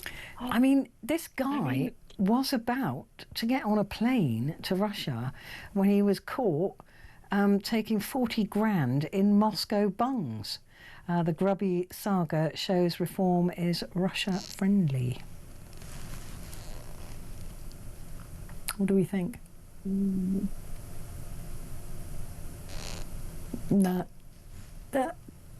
I think that they have a lot to answer for. This guy has a lot to answer for taking that sort of money. I mean, some of the quotes, some of the things that he was asked to get people to say, they literally said it word for word. I mean, this is disgusting, isn't it? And this is the whole thing about how easily these politicians or politician-adjacent people are so corrupted or corruptible. You know, I don't know if it's the Daily Telegraph or the Times have got, it's the Guardian actually. 2 peers are suspended for breaking lobbying rules. Yeah. Right? Lord damn it. They're all corruptible. Yes. You know, you sniff a couple of pounds in front of their noses. Prince Charles and the Fortnum & Mason's bag stuffed full of cash. Yeah. I mean, the Royals honestly, are at it. Politicians are at it. Why aren't I at it? Why does nobody offer me a bung? Because I'm useless, isn't it? Nobody. Yeah. I can't do anything. I can't offer anything. Can't change anything. Nobody's tried to. No power. No, nobody's tried to bribe me ever. And I would take a bribe, just so you know. You would not. I would. You would not. No, I wouldn't. You wouldn't. That's probably why they haven't even tried, isn't it? Yeah. Oh. In it, bruv. In it. Oh, I wish I was corruptible in that way. I could be sitting on piles of cash. So Nigel Farage, actually, while we're talking Farage, just the front page of The Guardian, Farage breaks silence on racism allegations. Yeah. This when he was a kid. About 49 years ago, to be precise, when he was at school. 20 people accused him of racism and anti-Semitism as a teenager, saying he never directly really tried to go and hurt anyone. And so they've really gone into this investigation, haven't they, about when he was a kid and just how vile he apparently was as a child. But But he maintains his innocence. He maintains, and he says that he didn't that's mean not the to case. do it. He didn't cause offence. He didn't mean to cause any offence. Doesn't mean he by any remarks that he gave. I mean, look, it was like you said, 50 years ago. That people. I can't remember what I said to people 50 years. Mind you, I was only 3. I suppose I couldn't even speak. But even 40 years ago, my God, the way my brain's going. I can't remember what I said an hour ago. An hour ago. Forget it. If somebody asked me exactly what interviews I've just done, it's gone. I can't. You were like Kevin who? Yeah, I can't. Honestly, if I'm on the way home and the driver says, "Oh, what did you talk about tonight on your show?" I go, Can't remember. It's all gone already. Yeah, It's all flushed out, gone. Christmas on the box. We're talking about all those repeats coming back for Christmas. The guides are out there, the TV guides. Have you got? Are you ticking them and circling what you're going to? No. I used to do that when we had the Radio Times bumper Christmas special back in the 80s. Back in the dark ages. It was a signpost that Christmas was actually coming. Remember? Yeah. But now, if I see any more Mrs. Brown's Boys, I hate that programme. Does anyone find that funny? No. I never have. I never did enjoy it. Never. And the only time I ever watched it was just fleetingly. Never. Rubbish. No. And I think the way we watch TV has completely changed now as well, because of the various streaming things that we have. But a few years ago, there was a Harlem Coben thing out in New Year, and it was wonderful. And I had all my children and their partners staying with me at the time. And you know what? We made the sitting room into like a cinema room. We bought bean bags and we brought mattresses in, and we had we had a big buffet on the side there. We watched all 8 episodes back to back, and the partners were texting their folks saying, "You need to watch this, it's brilliant, Claire's got it on, it's really fabulous." And we just sat and went, you can't beat a binge. No, of a good series. In your jammies. Yeah. Oh, it was lovely. Yeah. Is there anything good happening this year television? I don't know. Don't know. Christmas both feels depressingly close and miles away. You like Christmas, don't you? Oh, I love it. Yeah, and I hate a it. lot of people now I think Christmas is getting earlier and earlier, and I want to get my tree up. No. I want to get my tree. Yes. I'm not putting one up this year. But I need to get to Costco to do it. I need to get my son's friends to come and lift it up my stairs and saw the bit off the bottom because I'm still convalescing. You are. So we'll get all that all up, and it'll be wonderful. Get my crib out, and life's too short, Petrie. We need a bit of twinkle. Oh, I don't do. Get that angel on top of the tree. I don't do Christmas. Oh, stop. One of my decorations is a light box that just says "Bar Humbug." No Christmas joy. I just don't understand that with you, because you're a very joyous, giving, generous person. I just don't like Christmas. I think, I think it probably comes from, because I have tried to analyse this, I think it probably comes from my huge dislike of most people. And also the fact that when I was a child, I had to have 2 Christmases because my mum and dad divorced when I was very young. I was 4 years old. So we had to have Christmas twice, and I think I've done my quota of Christmas, having to have one on Christmas Day and one on Boxing Day. And it's felt like fun at the time, but it's just like, can't be doing with it. So I'll be going up to my sister's this year. Yeah. And she always has a random load of people there that I've never met, because she's kind and thoughtful and invites strays, and I'm like, who are these? When will you go up? Will you have a decent time off? I'm working until I'll go up on Christmas Eve. Lovely. With the boy, and then he needs to be back at work, I think, on the Saturday. So not for long, a couple of days, but it'll be lovely to spend some time with my adorable son. It will be. He loves me more than he loves you, but I'm just not mentioning that. No, I don't mention that because it makes me really sad. You can have him for Christmas then. I'd love to. I know you would, because he is wonderful. But no, to all those people who don't like Christmas either, you have a soulmate in me. So not everybody loves it. Not everybody. Quick break, and we'll be back in a sec.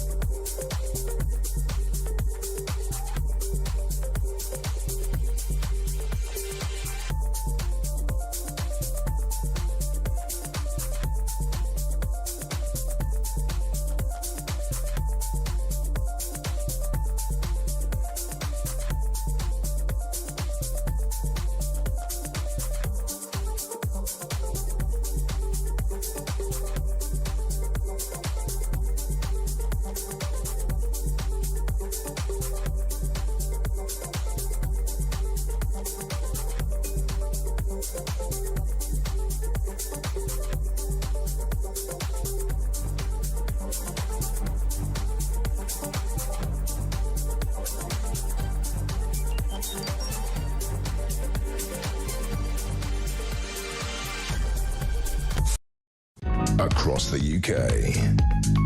On DAB+, on YouTube, on your mobile, and on your side. This is Talk. Hello there. It's Petrie here with you until 1 o'clock, and with me is Claire Muldoon, and we are going through the papers. Reggae's great pioneer tributes to Jimmy Cliff, who died at the age of 81. I don't know an awful lot about Jimmy Cliff, but he appears to be much loved and incredibly important to the genre. The Independent, the iPaper has gone completely full out on Jimmy Cliff. He, of course, has been accredited to bringing reggae from Jamaica to the UK. And I think on closer examination over the next few days, I think we'll hear a lot of Jimmy Cliff in terms of some of his riffs. I didn't say riffs.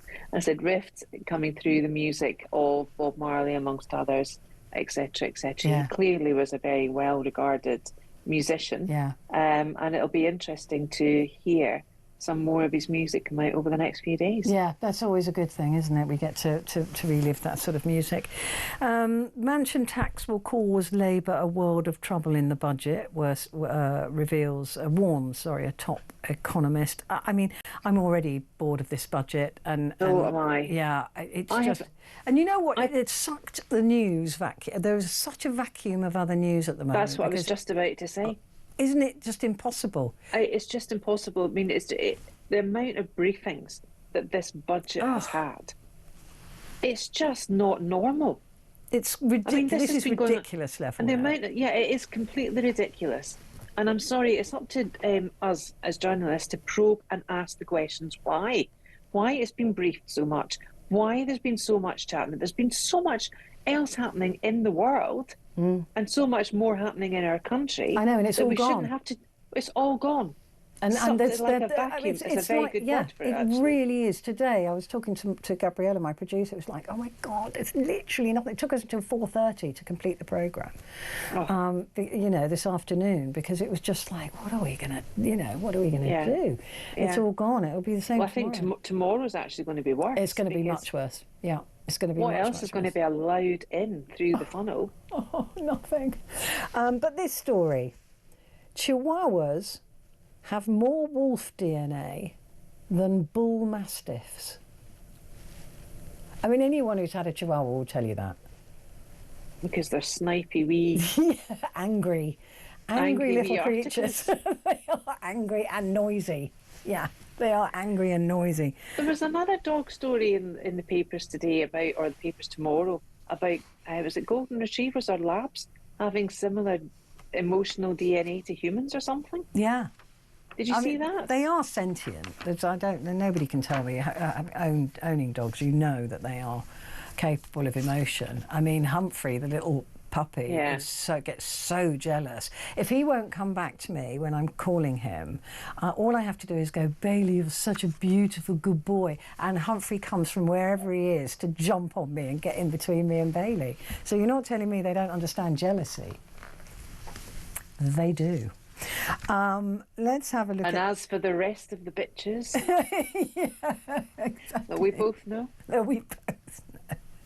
and they also can feel jealousy, can't they? Oh, very much so. You're going to get me into trouble. No, I didn't say a thing. It was me. No. The Independent, again, Jamaican reggae icon Jimmy Cliff dies at 81. Fabulous photograph of him there. And Reeves warned of growth crisis on the eve of the budget. This was. Did you watch that today? Oh my God.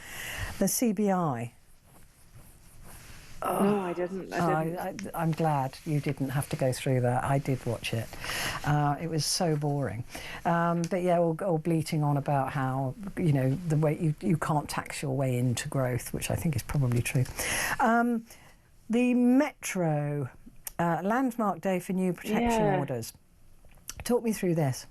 Well, 1,000 and above victims of domestic abuse the Metro said are now safer. because of these DAPOs, which stands for Domestic Abuse Protection Orders. And what they, in essence, will give victims is the ability to set boundaries, geographical boundaries of where the perpetrators can come from. It's like an exclusion order. It's like a deposition that will send people, they can't come close to you in any way, shape or form. And I think that the law is changing to make it easier actually to get these DAPOs in place. Good. And breaches of those are punishable by up to 5 years in jail. Yeah, I mean, that is a good thing, and it's well overdue, because that was always the issue, wasn't it? With especially with early release now from prisons being completely normal. These abuse victims are then going, well, I don't know where he is now.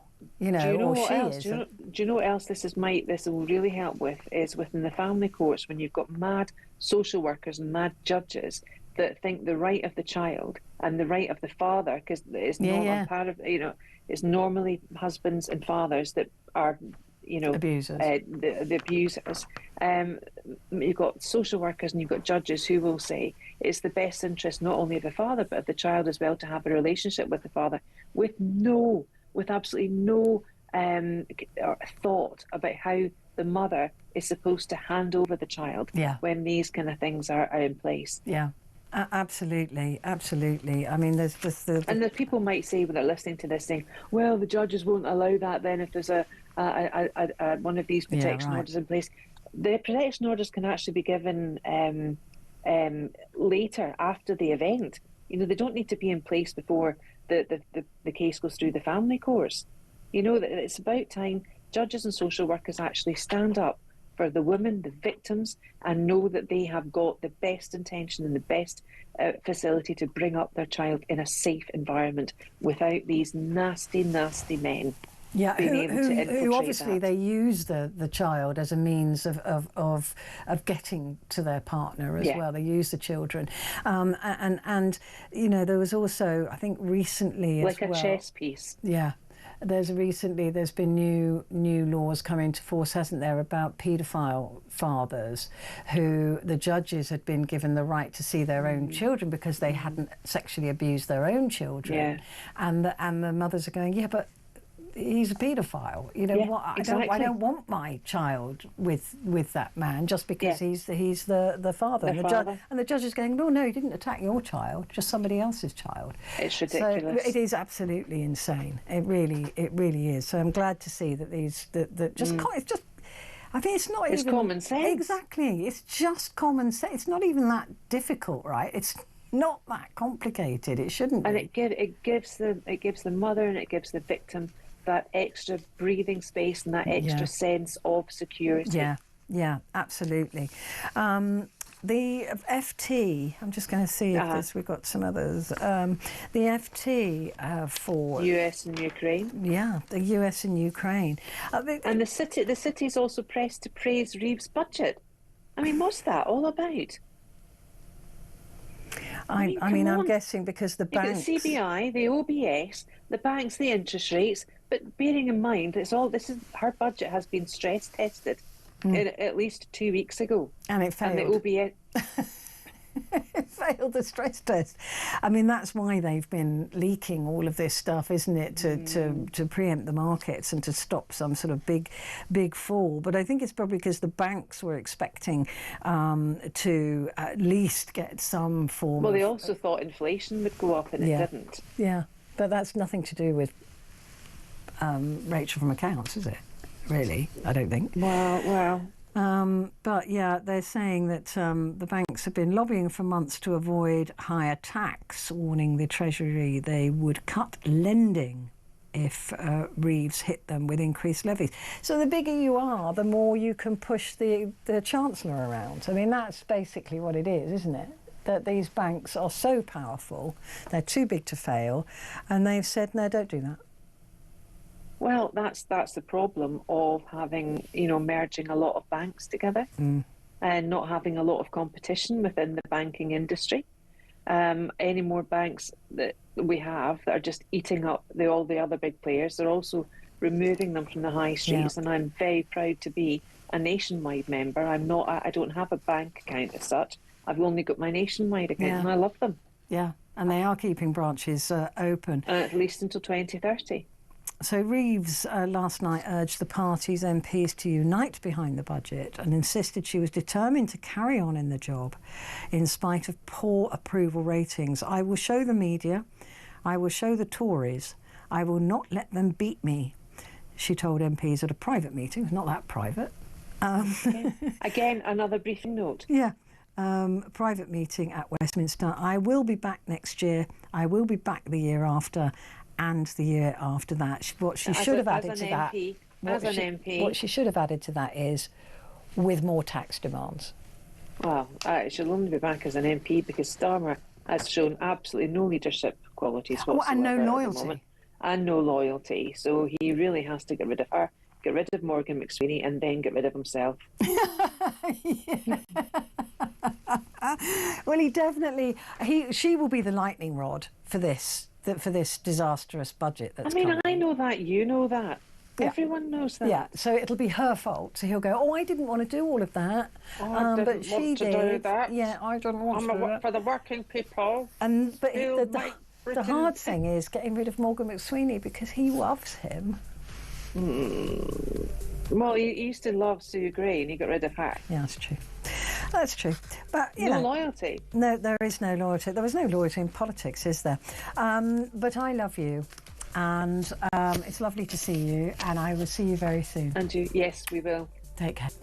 So that was Claire Muldoon going through the papers. Now, though, coming up, it is your chance to talk back, and we are discussing prostate cancer and screening programmes. Should there be one for this disease?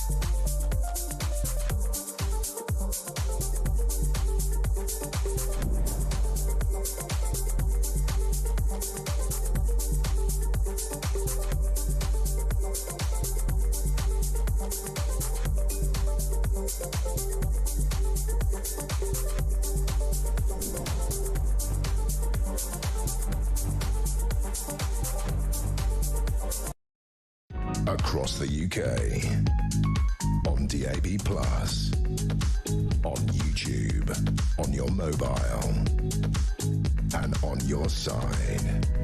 This is Talk.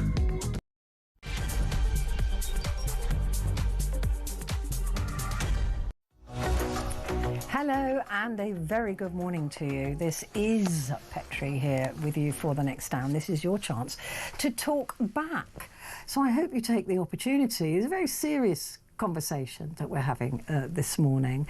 And this is after it's been all over the news, it's been all over the papers, that the former Prime Minister David Cameron revealed that he had been treated successfully for prostate cancer. Lord Cameron said in an interview to the Times newspaper that it was his wife Samantha who urged him to go for a checkup after listening to a radio interview.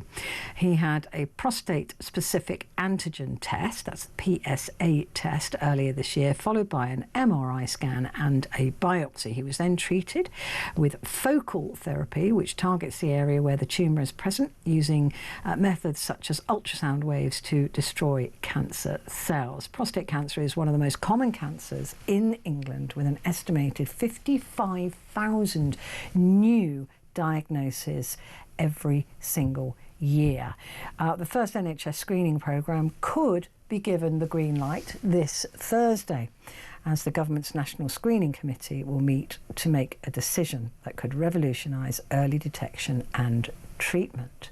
So, I was talking earlier to Tony Collier, who is the ambassador for Prostate Cancer UK, and he said he didn't think there would be a full screening programme. He thought that there would be a targeted screening programme. So basically he believes that they will come up with a screening for black men who are twice as likely to develop prostate cancer as white men, and also for people who have a close relative who's had prostate cancer, so father, brother, uncle, because they're 2.5 times more likely to develop prostate cancer. So the thing is, I just don't think there's enough information out there about the fact that, you know, if you have a relative that had prostate cancer, you're 2.5 times more likely to develop it yourself. If you're a black guy, you are twice as likely to develop prostate cancer as a white guy.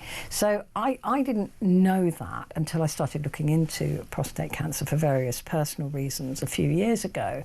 But so that information isn't out there. And also the very, very, very important information that as you reach the age of 50 as a man, you can request to have a PSA test. You can demand, if you like, you can insist from the age of 50 to have a prostate test, the PSA test. So it's a simple blood test that registers this prostate-specific antigen. So you can do that already. So if you are over the age of 50 and you're a man and you're listening to this, or a trans woman and you're listening to this, go and get the blood test, right? Just do it. Just make an appointment with your GP, even if that takes a couple of weeks. Just go and ask for it, go and demand it. Say, I'm at this age and I want the PSA test. Thank you very much. Now, the problem with the PSA test, apparently, is that it is not very reliable. People with a high PSA sometimes don't have prostate cancer, and people with a low PSA do. So this is why they're saying that there shouldn't be a blanket screening test like there is for women and breast cancer. Although there's been a lot of speculation recently, a lot of talk recently about breast screening, breast cancer screening, that is blanket offered to all women of a certain age, because they're saying it's leading to overdiagnosis of things that are not really very dangerous. That actually the treatment can be more dangerous than the cancer type of cancer that you might have.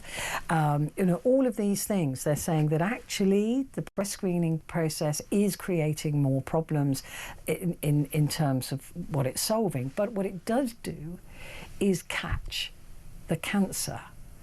And sometimes the treatment can be way too much. Sometimes it is the right treatment to have, and it can save a life. So it is a really, really tricky one. But I think if there is a screening programme for women, then there should be a screening programme for men.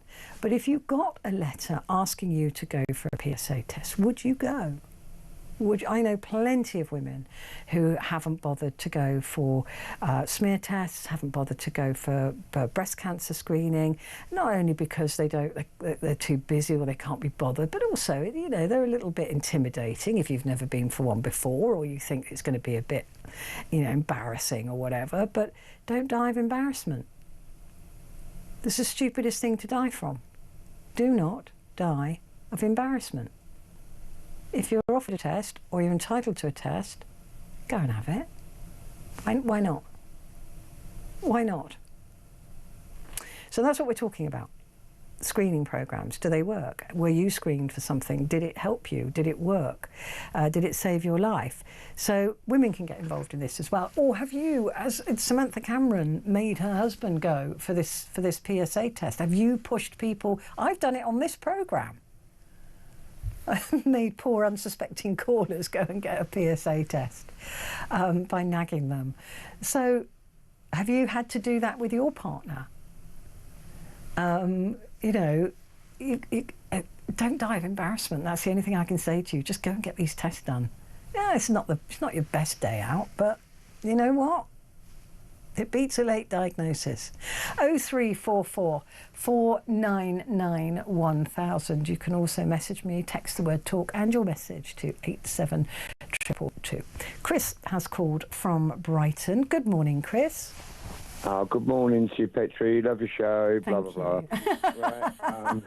Right, no, let's get that over and done with. Yeah, whatevs. No, Yeah. but absolutely brilliant. No, but I've followed you over the years. Oh, bless sort of you. thing. Thank you. All right. My father has recently been diagnosed with, with prostate cancer. Okay. And then it was through a screening. It wasn't a prostate screening. It was just like a normal kind of medical, if you like. And then it sort of like was captured or seen, and then they've said he's curable. Okay, so it's curable. Yeah. They got it early enough. That's what my point is. And I'm his son. I'm 54 years old, and I'm, dare I say it, like I'm scared to go to the doctor. Do you know what I mean? Like I'm because like if your father's got it, if it's hereditary, no. It can be. It doesn't always follow. It does. It's not a definite. But listen, at 54, and I'm a wise man. Do you know what I mean? And Yeah. it's like, but it's on my mind. Like I'm 54. I've had medicals and stuff, so I'm pretty good. I'm good. Like sort of. But I haven't done the test, the PSA test, and that's because you're scared it'll be that. positive. And I'm scared to do it because I know it's hereditary. And I'm just sort of saying that just out there, really. I don't really know what I'm saying, really.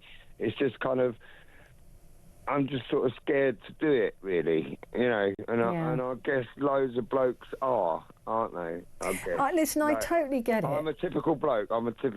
Yeah. You know, and it's like, But you know why your got it dad's now. prostate cancer is curable, don't you? Yeah, no.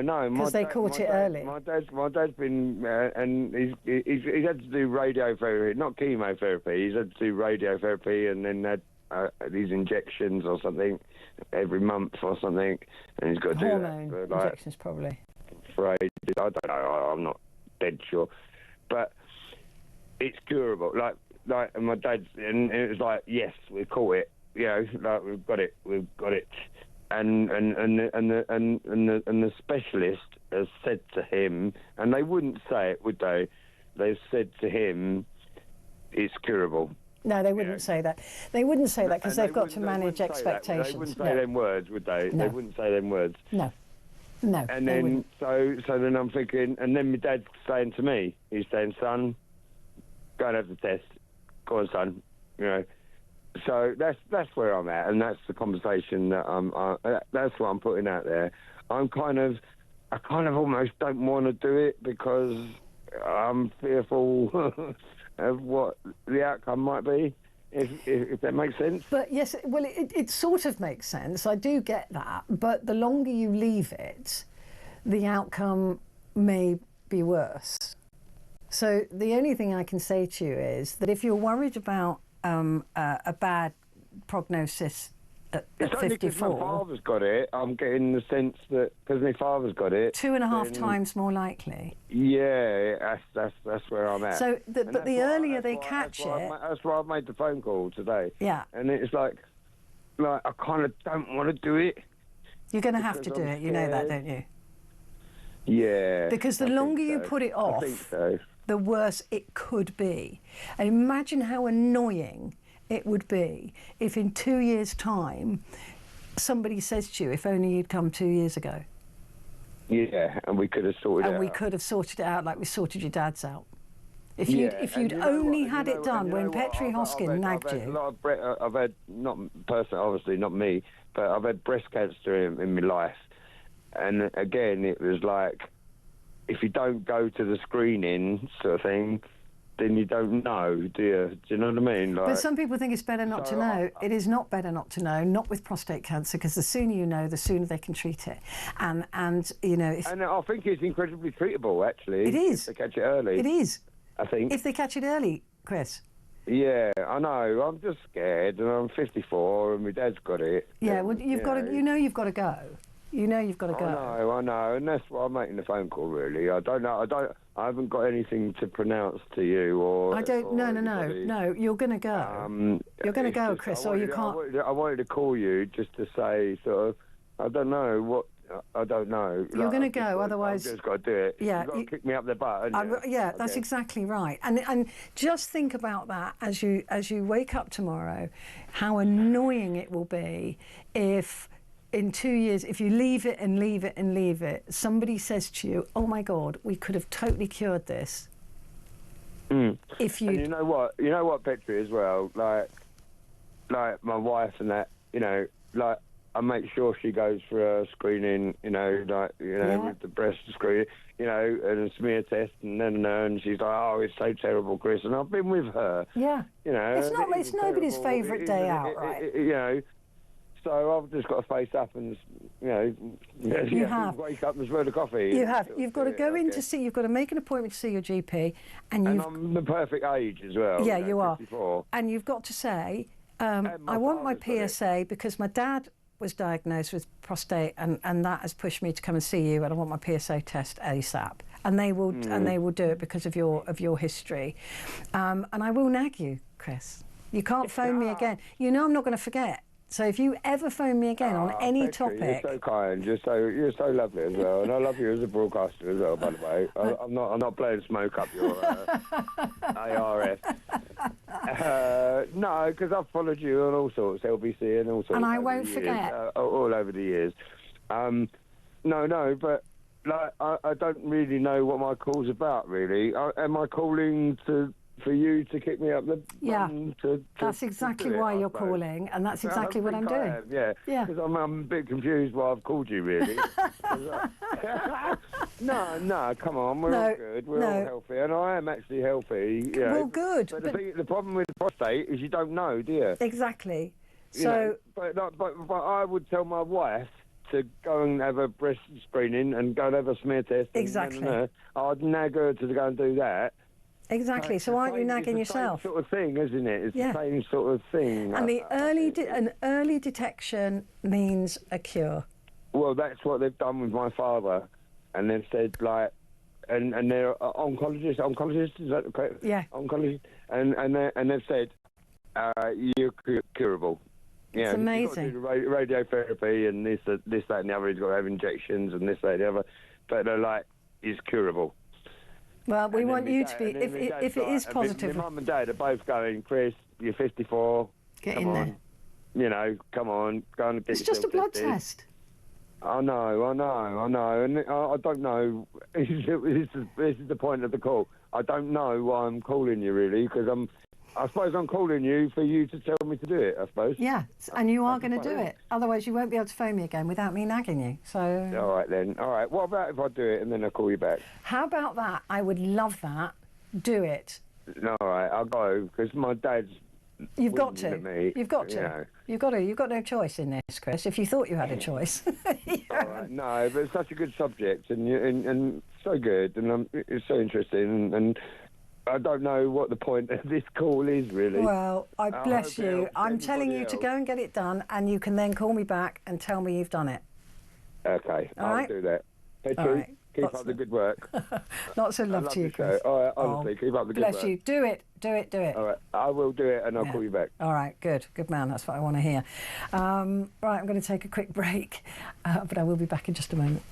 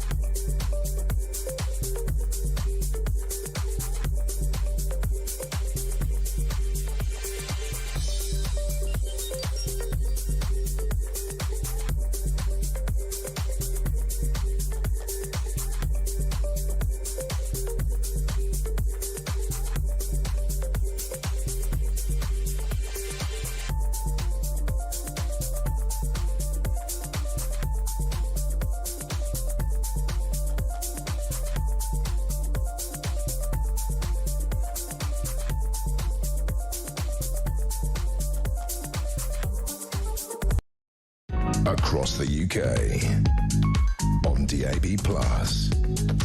on YouTube, on your mobile, and on your side. This is Talk. Hello there, this is Talk, and this is your chance to talk back with me, Petrie. And I just want to quickly remind you, don't forget that the Talk app, Talk TV app, ceases to, whatever apps cease to do, on December the 1st. So it will no longer be doing whatever it is it's doing for you from December the 1st. But there is another app. So go to your app store, wherever you get it from. It's free of charge. It's just Talk app, not Talk TV app. So there you go. I'm so technical, I know, that I've really helped you out there. But basically, Talk TV app, not working.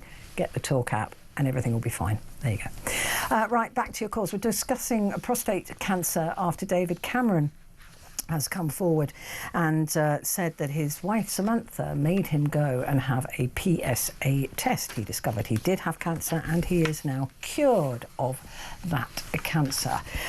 He's also backing calls for a screening programme for men to go and have a PSA test in the similar way that women get called, you know, on a basic, you know, rolling invitation to go and have a breast screening or cervical screening tests. Hopefully the cervical screening will be a thing of the past. It'll be history because they've come up with a vaccine for cervical cancer. Extraordinary stuff, isn't it amazing? So hopefully those things will be a thing of the past. But if you've got a letter inviting you to go for one, just go. Just don't die of embarrassment. It's pointless. What an absolute waste of a life. Ty is in Worcestershire. Morning, Ty. Hi, Petrie. How are you? I'm good, thank you. How are you? Good. I didn't want to actually ring in because I wanted to talk to you about the digital ID, but when I saw the prostate thing, I was like, so I have colonic irrigation every year. So we have a test, obviously, by putting your finger up your bum that tells you if your prostate is enlarged. Yeah. So we've had those tests for ages, so the screening would be a great thing because men are just arseholes and don't want to go to the doctors. And also, because there was the finger up the bum test, that put a lot of men off, right? They were like, oh, that's too embarrassing, it's too personal, it's too all of those things. And as you rightly say, it's now a PSA, it's now a blood test. Yeah. So and a lot of men think it's still, you know, bend over, you know, Mr. Smith, and it's not. So, you know, I mean, it's probably not the most comfortable thing to have to go through in terms of, you know, further testing. Have you ever had a colonic irrigation? Do you know what? I haven't. Some people suggest I should. Interesting one. Why do you have colonic irrigation? What does that do for you, apart from cleaning everything out? So there is so many misconceptions. People believe that, you know, when it cleans all the insides of your stomach from the bottom, the liver is cleansed so much better. So, you know, like coffee and enemas, healthy I prefer things. to drink my coffee. Yeah, but I anything that hits from the liver has a different detoxification on the level. It becomes quite euphoric. So hence why, you know... I mean, I thought it was supposed to be bad for you, though. It can all your gut biomes and all of that. Yeah, I wouldn't do it all the time. I just think that, you know, preventative measures, we all eat healthy veg, but we don't know what's actually in it. We all eat healthy meat, but we don't know what's in it. So we have parasites in our bodies, and they sit in our stomachs, they sit, and, you know, we do need to cleanse now and then. But with prostate cancer, you also need to masturbate. Because so your urethra, which is attached to the muscle, it's a muscle with a prostate. Is this after you've had your prostate taken out or treatment? No, just in general. If you just go on Google and ask how many times you should masturbate a week for prostate, it'll show you that we need that muscle to be cleansed, because there's a blockage within the semen that causes a correlation that the cancer then sits in the cell. So you need to clean that. It's like going to the toilet. You still need to clean the lens. So you still need to use your... I mean, I suspect you're probably right. I mean, I you know, it's not something I've... Petrie, I'm not lying to you. No, I'm sure you're not lying to me. I did a talk at Reform. I did a talk on the COVID day, for Reform in March. And I spoke about it, and I was talking about prostate cancer, and, you know, it was just, it's a muscle like anything else. And David Cameron saying, having screening, yes. I have clients who have paid into their medical insurance all their lives and won't go and have a check for anything. And they've paid in all their lives. Well, that's what I don't understand. I don't understand that... MRI scan, you paid into this. Why aren't you going? And that's men for you. Yeah. But you've had the prostate test, have you? The PSA test? I haven't, because I've only just hit 50. So... Will you be asking for it? No, I'm literally ringing you to say, how about I will film me having the test? It's just a blood test. Yeah, so, but I will show those people, if I film myself going, here you go, guys, this is all it is. I do that for you, just because you haven't got to stick a finger at your bum, have you? No, exactly. Well, we could put it on a podcast or put it on our website. Yeah. Obviously, I won't do the colonic irrigation one. No. The last thing you want to do is fart. Yeah, let's leave the colonic irrigation video. We're not leave that to another day. But the blood test, it's a simple blood test. And Ty, you've got. I mean, now you're 50, you should go and have it, right? Yeah, you had every right to tell Chris. It was Chris before, wasn't it? Yeah, fair play. That's like me and my clients. I tell them exactly the same. You paid into your insurance for your companies, and you won't even have an MRI scan. You won't even check this. You know, it fascinates me that you've paid into a system for so long. They don't rely on the NHS because they're wealthy clients who have medical insurance, and they still don't have these checks. But it's the logic, isn't it, with Chris? Because his dad had it, and he knows that was found early, and he was saved because it was an early diagnosis, and he's too scared to... I can understand the fear, because if his dad's had it, he's 2.5 times more likely. But the earlier you get checked, the better it is. Of course. It's as simple as that. So once you turn 50... Ty, thank you very much indeed. Ty knows more about it than certain aspects of it. Anyway. So let me read some messages for you. But Ty, thank you very much indeed. Most men over 50 are usually on some kind of medication for high cholesterol or high blood pressure, and we have regular bloods taken. It's always made me wonder why they don't test for all the things that could be detected by a blood test, i.e. prostate, pancreas, liver, etc. It doesn't make sense to me not to do that. It could save so many heartaches. They only test for what the doctors asks for. Ernie, yeah, I used to always think that as well. Why isn't every blood test a test for, you know, everything? But apparently they're too expensive. That's the thing. That's why they highlight what they want the blood test to be checked for, because they get really, really expensive. I don't know if that's true or not, but that's what I was always told. This message here says, thanks for bringing up prostate cancer. Could you ask if there are any urologists listening? I'd be interested to know if the new prostate cancer test, which is more accurate and known as the PSE test compared to the less accurate PSA test, is now available on the NHS. It costs around £700 to be done privately. I'm looking forward to hearing any news. I suppose with everything, they've not signed that, but I suppose with everything, the prices do eventually come down, don't they, on these really expensive tests.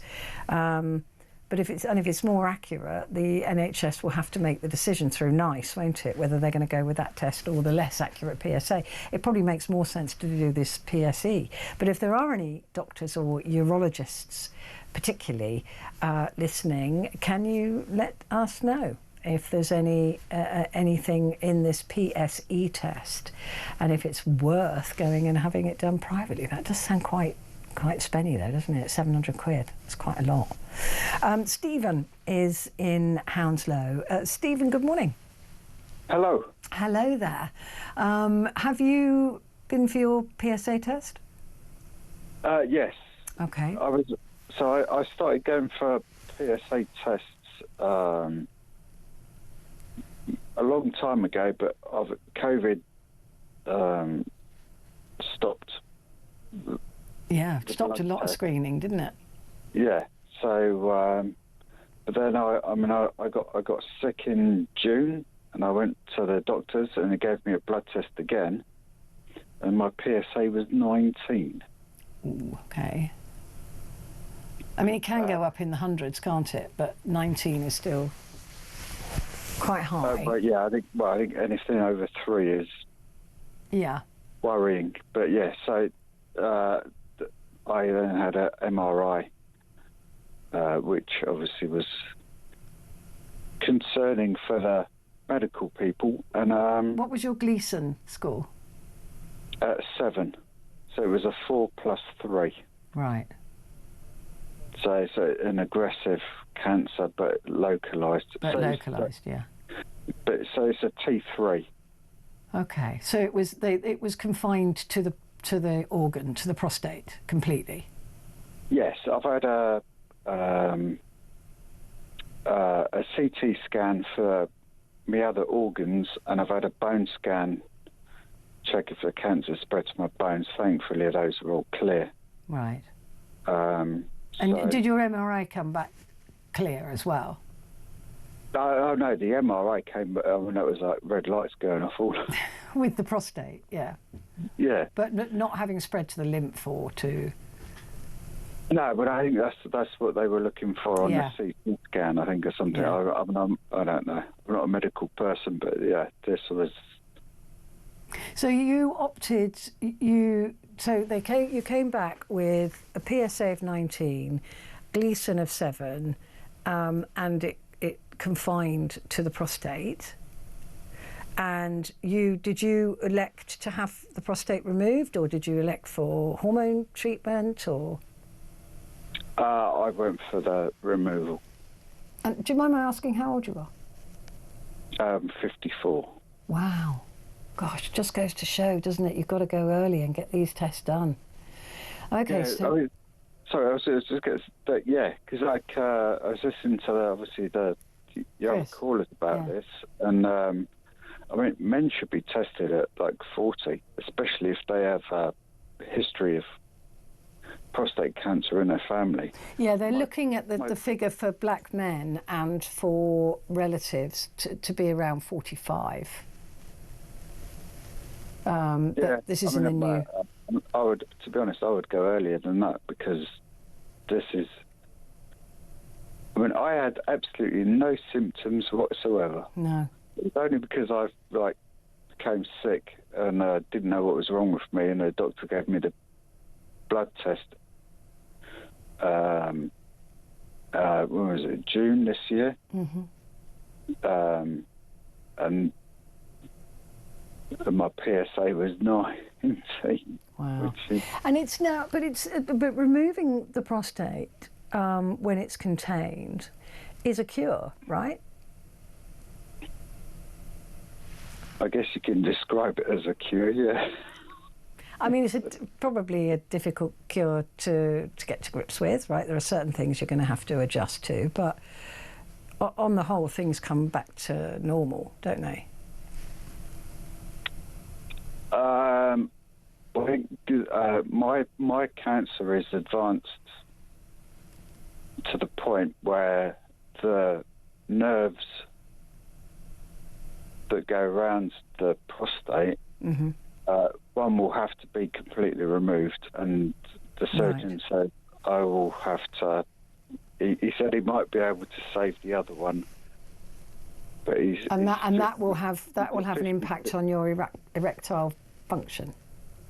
Yep. Yeah. So when they've already removed the prostate, though, you said. Sorry, say again? They've already removed the prostate. No, my operation is on Friday. Oh, it's on Friday. So are you nervous about that? Can I swear? No, but we can get the gist. So you were diagnosed in June, and it's. I think it was later than June. I think June was when I was ill. Right. And then I think it was. I mean, it was my mum that was kept persuading me. It's always the women, isn't it? Yeah, it's always the women. Yeah, nag. Yeah. Yeah, and thank goodness. Although, thankfully, that's probably saved my life. Yeah, exactly that. If I hadn't have done that, I'd be dead. Exactly that. Yeah. So I think actually everything snowballed in. I think it would have been after my PSA score and my MRI. I think the MRI really tipped it over the edge. So the. And then within a couple of weeks of that, you would have had your CT scan or your bone, or both of them. I mean, everything moved so I had a prostate biopsy. Yeah, that's not a pleasant experience, I could tell you that. No, it doesn't sound like a fun day out. No. I mean, it was that these previous caller was on about, like, was it finger up his bum? Yeah. Try one of those ultrasound things up your bum. And a little snip. But this is why a lot of men don't go, because they think it's going to be really embarrassing, and they literally die of embarrassment. And that's what's sad, isn't it? What a pointless way to die, of being embarrassed about having that done. Well, yeah, I mean, I've done lots of embarrassing things in my life. Exactly. Most men I know are really embarrassing. You won't be one of them. Yeah. Well, hopefully, dying of prostate cancer won't be one of them. So were they quite? So it's been reasonably quick then for you to get to the point of surgery this Friday. Yeah, I think about 3 months. I think the only thing that's pretty quick. Held it up a bit. I mean, to be honest, the actual surgery, I don't know whether that was held up or not.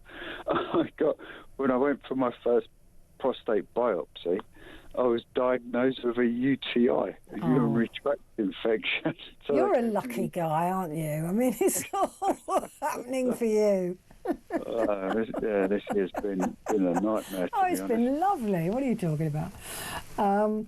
Right. So that would have definitely held things up, because you'd have needed to take antibiotics and get all that sorted out first. Yeah, I mean, it only held it up for about a week. So I had these antibiotics, went back in, had the biopsy. And the surgery itself is quite. You're not going to be in hospital for long, are you? I think you're only in for a day, aren't you? Day and a night. Have they told you yet? That's what they expect, that I will be in for a day. Yeah. And I'll be fitted with like a catheter. Yep. But they removed that again a couple of weeks later. Yeah, well, they said that should be in for about a week, but who knows what's going to happen. I mean, the stress of the unknowing is... It's the worst, but you know, right? So everything, where you are today, you know. You just think back on those weeks where you didn't know and you were waiting for the bone scan and you were waiting for this and you were waiting for that. That's where the anxiety is. Once you know, and you know there's a path to a pathway out of this, which is if it's contained and they remove the prostate, it is a cure. And then you just deal with whatever aftermath that there is. But even that's not as bad as I thought a removal of prostate was. Once you look into it a bit and you read about it a bit, there are ways to help you through that and get you back virtually to normal. Yeah, I mean, it's one day at a time. Exactly, but there's a lot of hope out there. And just think how lucky you are to have been diagnosed at this point in history with all these treatments and all these ways that you're going to be helped to live a normal life after this.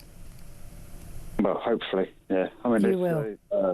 I mean, my dad had, obviously, because I have a family history, my dad had prostate cancer and his was an absolute nightmare.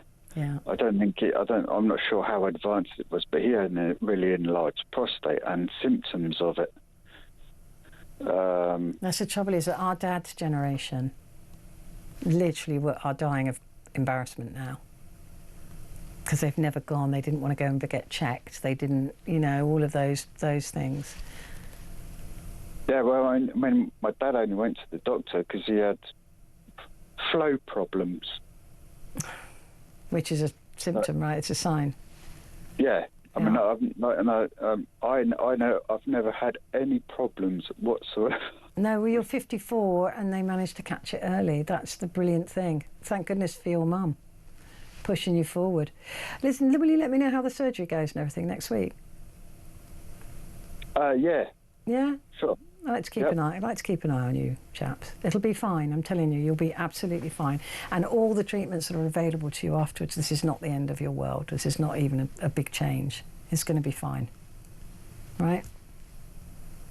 Yep, well, thank you for your kind words. No, you're going to be a good man for getting yourself through all of this, and you will be perfectly 100% fine. So lots of love to you. Quick break, back in a second.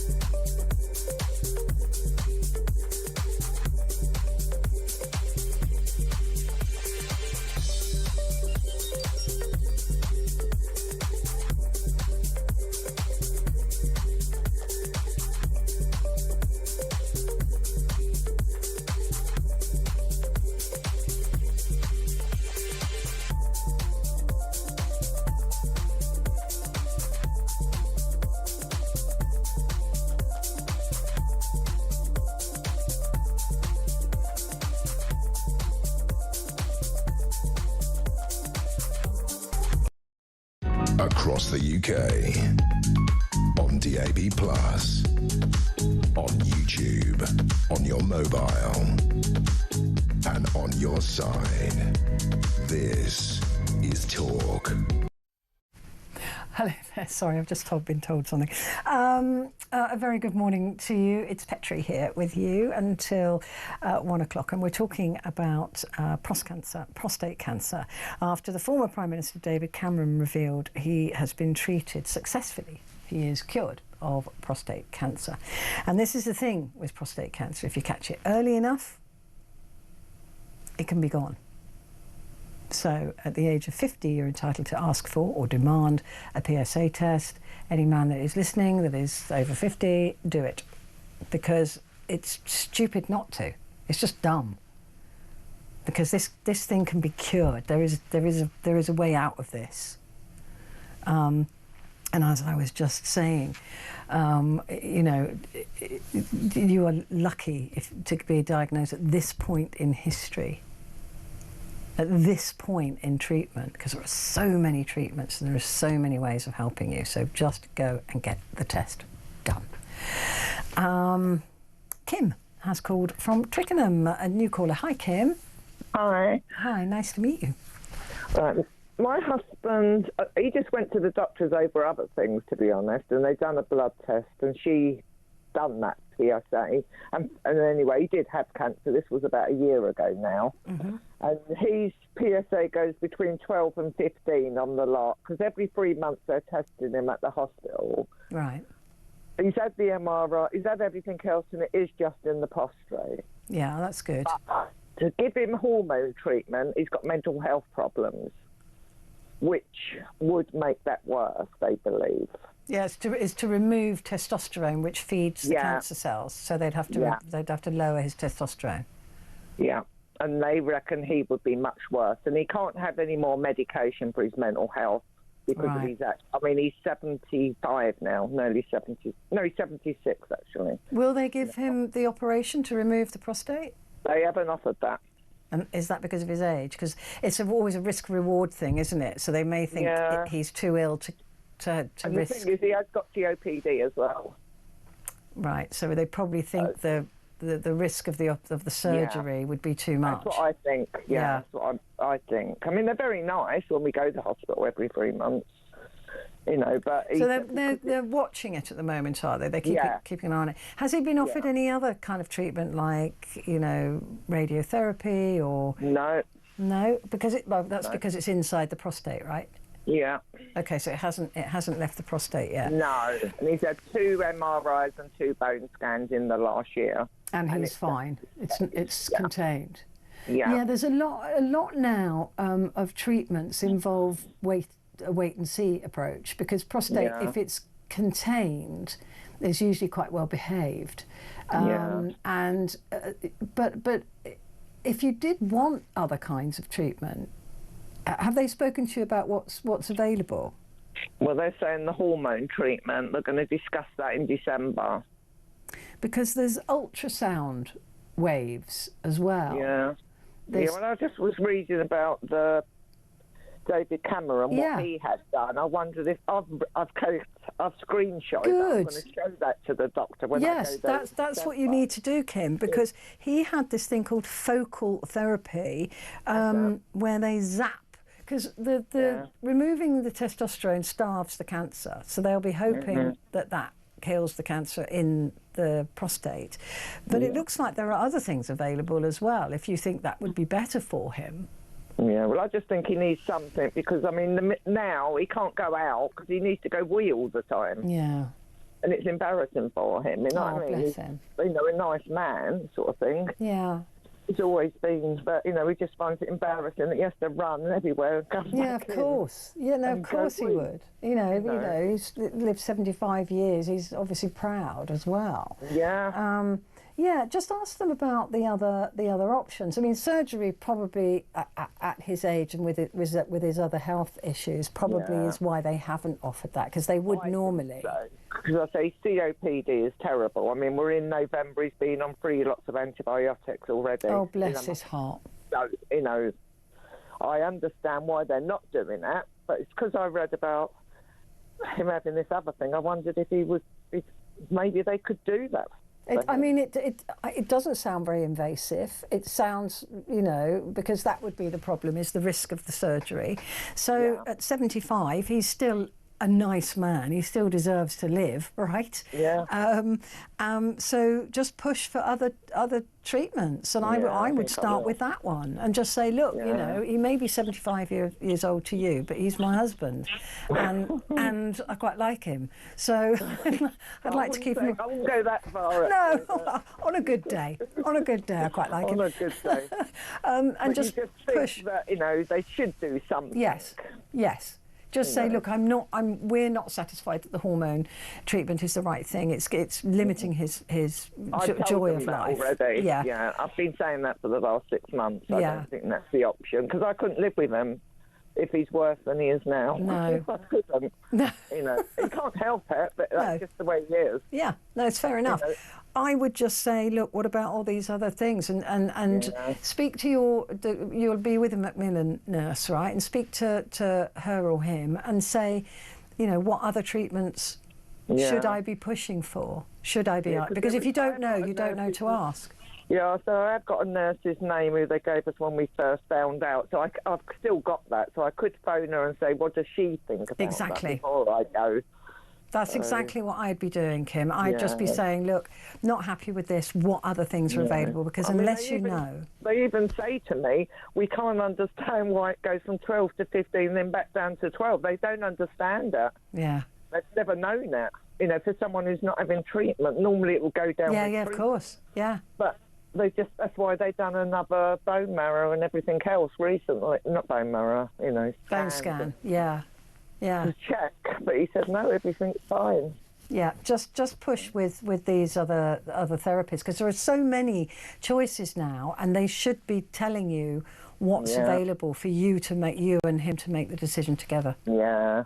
Oh, well, I'll do that. That's good then. I'm glad I phoned. Good. Well, yeah, let me know how it goes. Just push them for it, and don't take no for an answer. No, I'm going to be strong. Good, Kim. Good woman. I'm glad to hear that. Send him my love, won't you? I will. Thank you. All right. Take care, Kim. I've got to take a quick break, but I will be back in just a moment.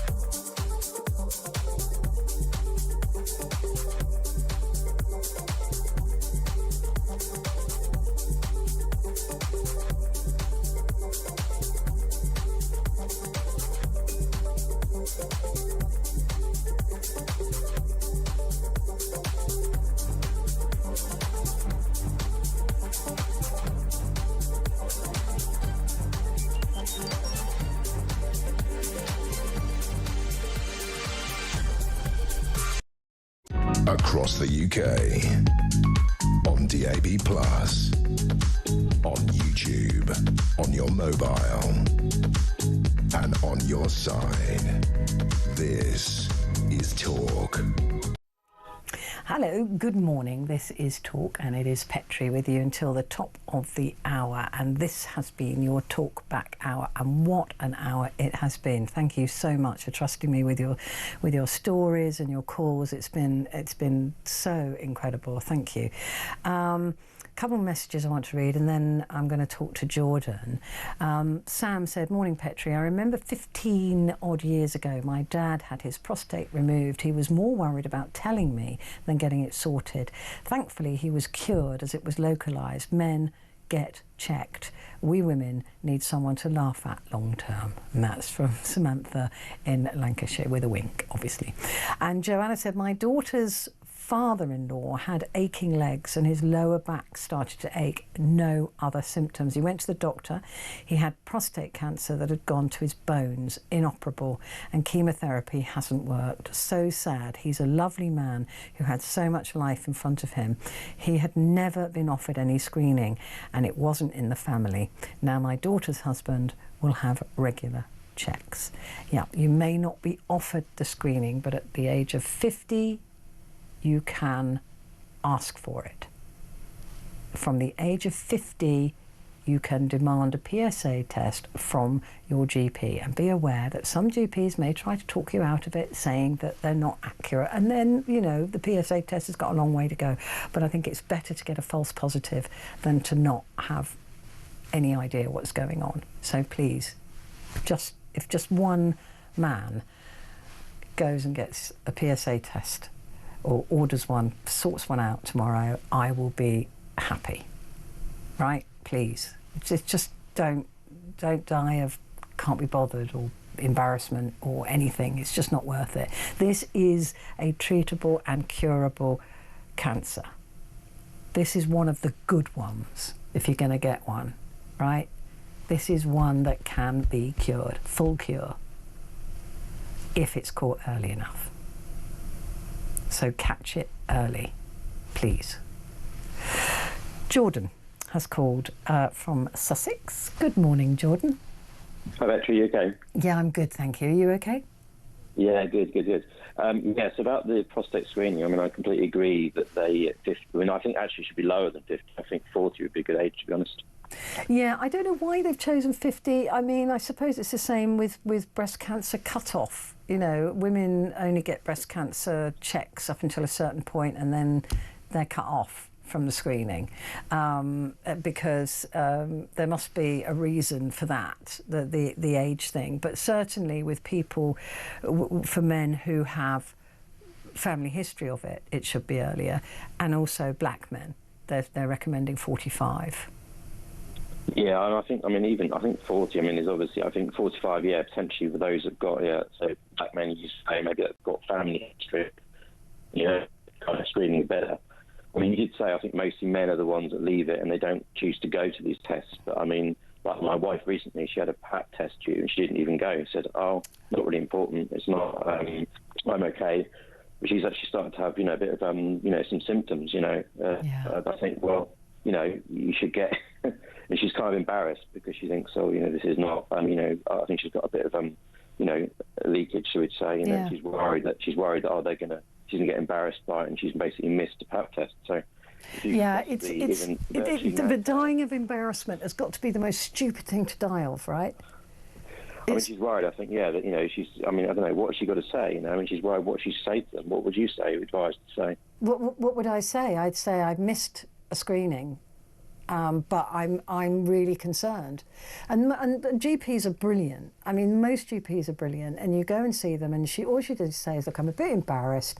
I didn't go to a screening, and now I've got something going on that I'm really worried about." And they won't. There's no judgment.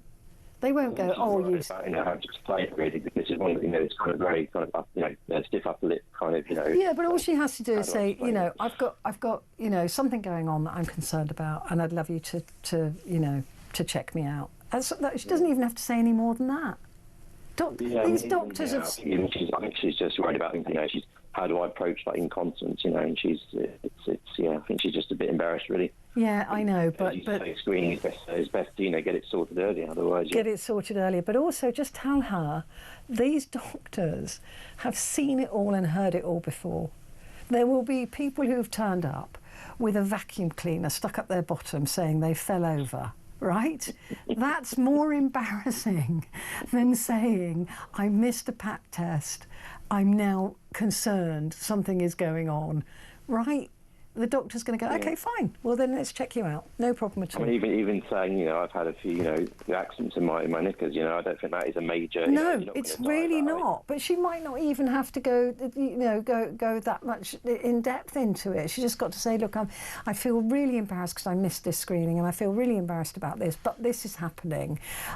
Honestly, can you imagine if somebody turns up with a pineapple stuck up their bum? That's more embarrassing, right? or whatever it is people do in their spare time. I don't know. I'm not an expert. But that's embarrassing, not a medical condition, right? Exactly, and I think, again, it's just these people that are kind of constantly worried, what we're going to... I mean, you've had some callers on today, and to be honest, very, very horrific situations, to be honest, and I'm not in that situation. I'm not of an age really where I'm not 50, so I'm not in that bracket at the moment, but obviously, if there are PSA tests around, they might be offered as voluntary.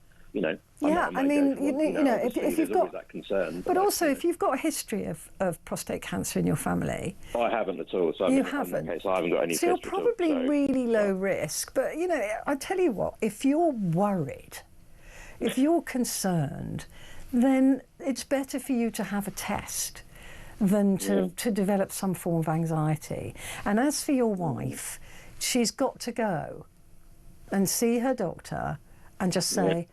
I